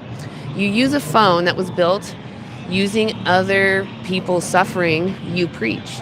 So I do hear you. I do know that there is exploitation in our systems of electronics as well as other things. But I want to ask, when you buy an electronic, are you thinking, oh, I want this human to make this and I want them to suffer? Or are you thinking, I would like a phone? And if you were presented with 2 of the exact same phones and one was made with slave labor and the other wasn't, do you feel like you would have an obligation to purchase one or the other? Or would you just think it wouldn't matter? Right? So the difference is that you're demanding someone be exploited when you use animals. You cannot remove that exploitation when using their bodies. I do actually eat vegan steak. Thank you. Yes, and it's delicious. Meaty makes a great mushroom root steak. Yeah, everyone should be allowed to vote. Everyone that, is able to vote should be able to vote, honestly. It's disgusting that we take people's rights away. Hey, Pam. Hello. Pam is here. Is everyone going vegan today? Hell yes, now that you're here.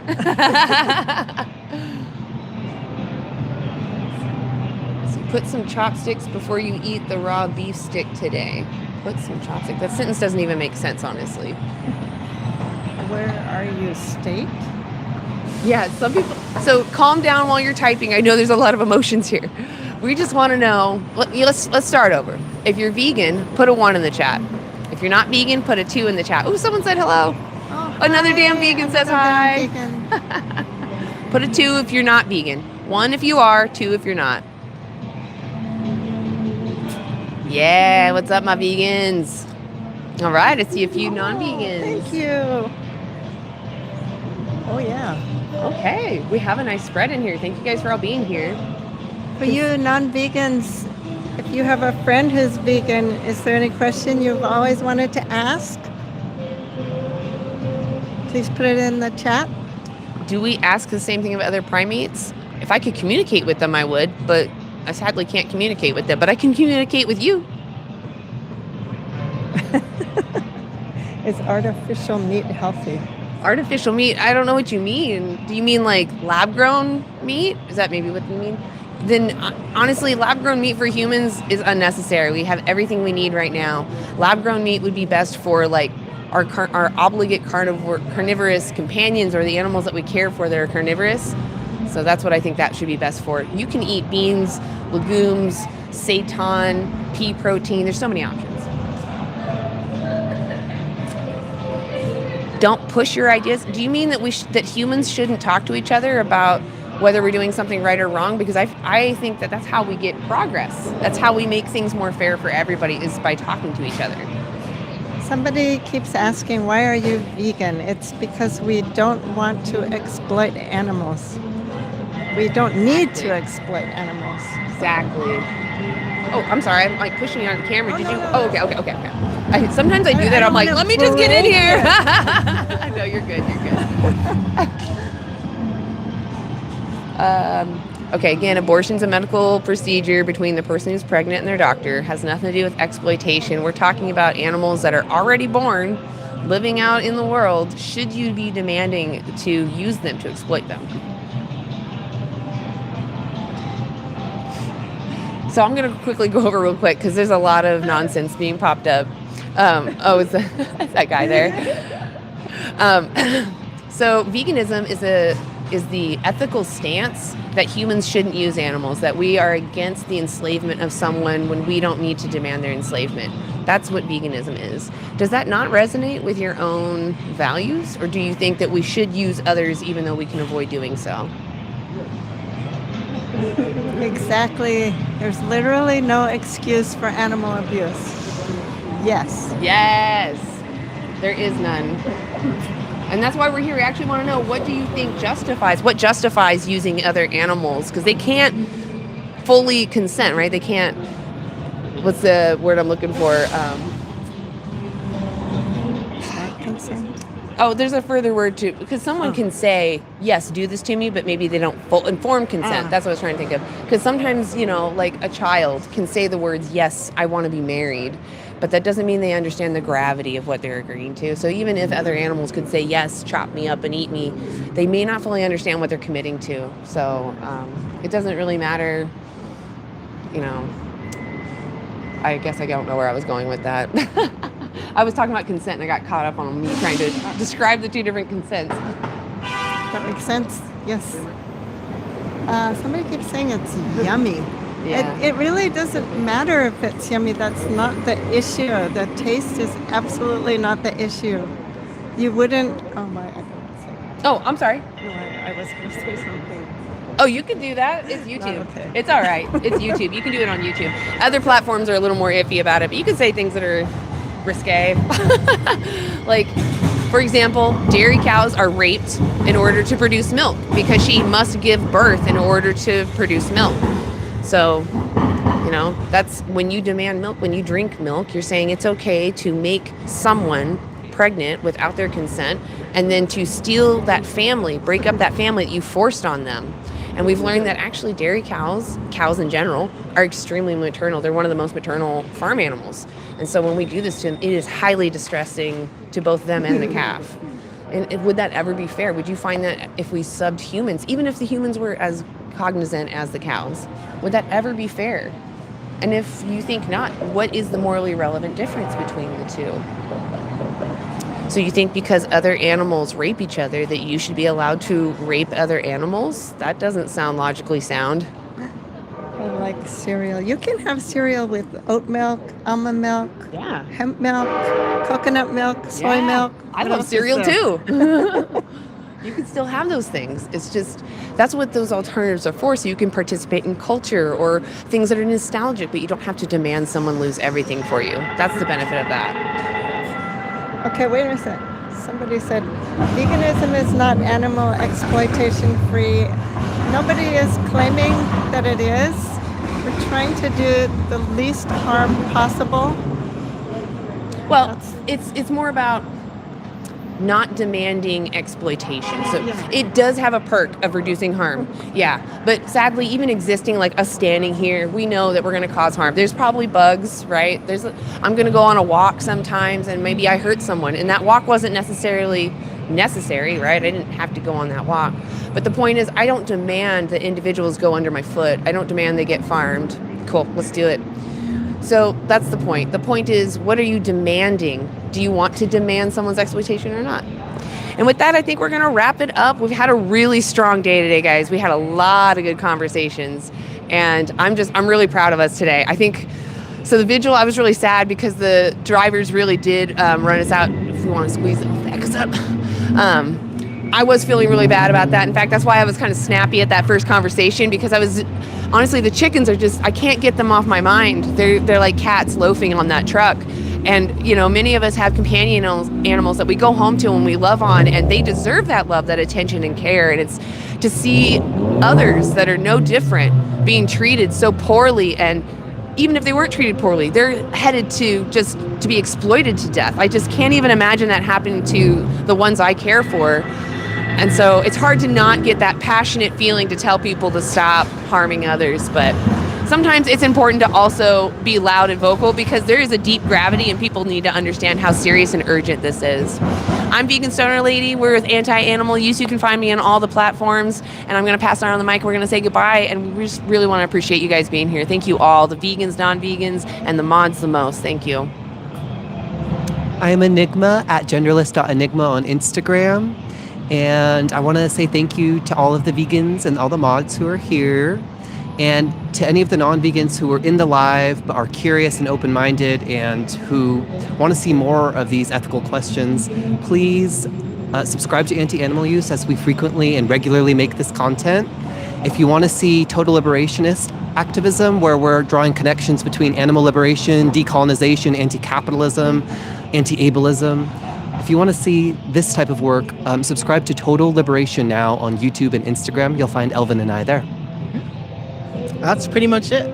I also wanted to say that, the vigil, like those days that we witnessed them, it's the very end of their tragic situation that they've been put in, and I just want to make sure it's known that their suffering is very, and exploitation is very just manufactured.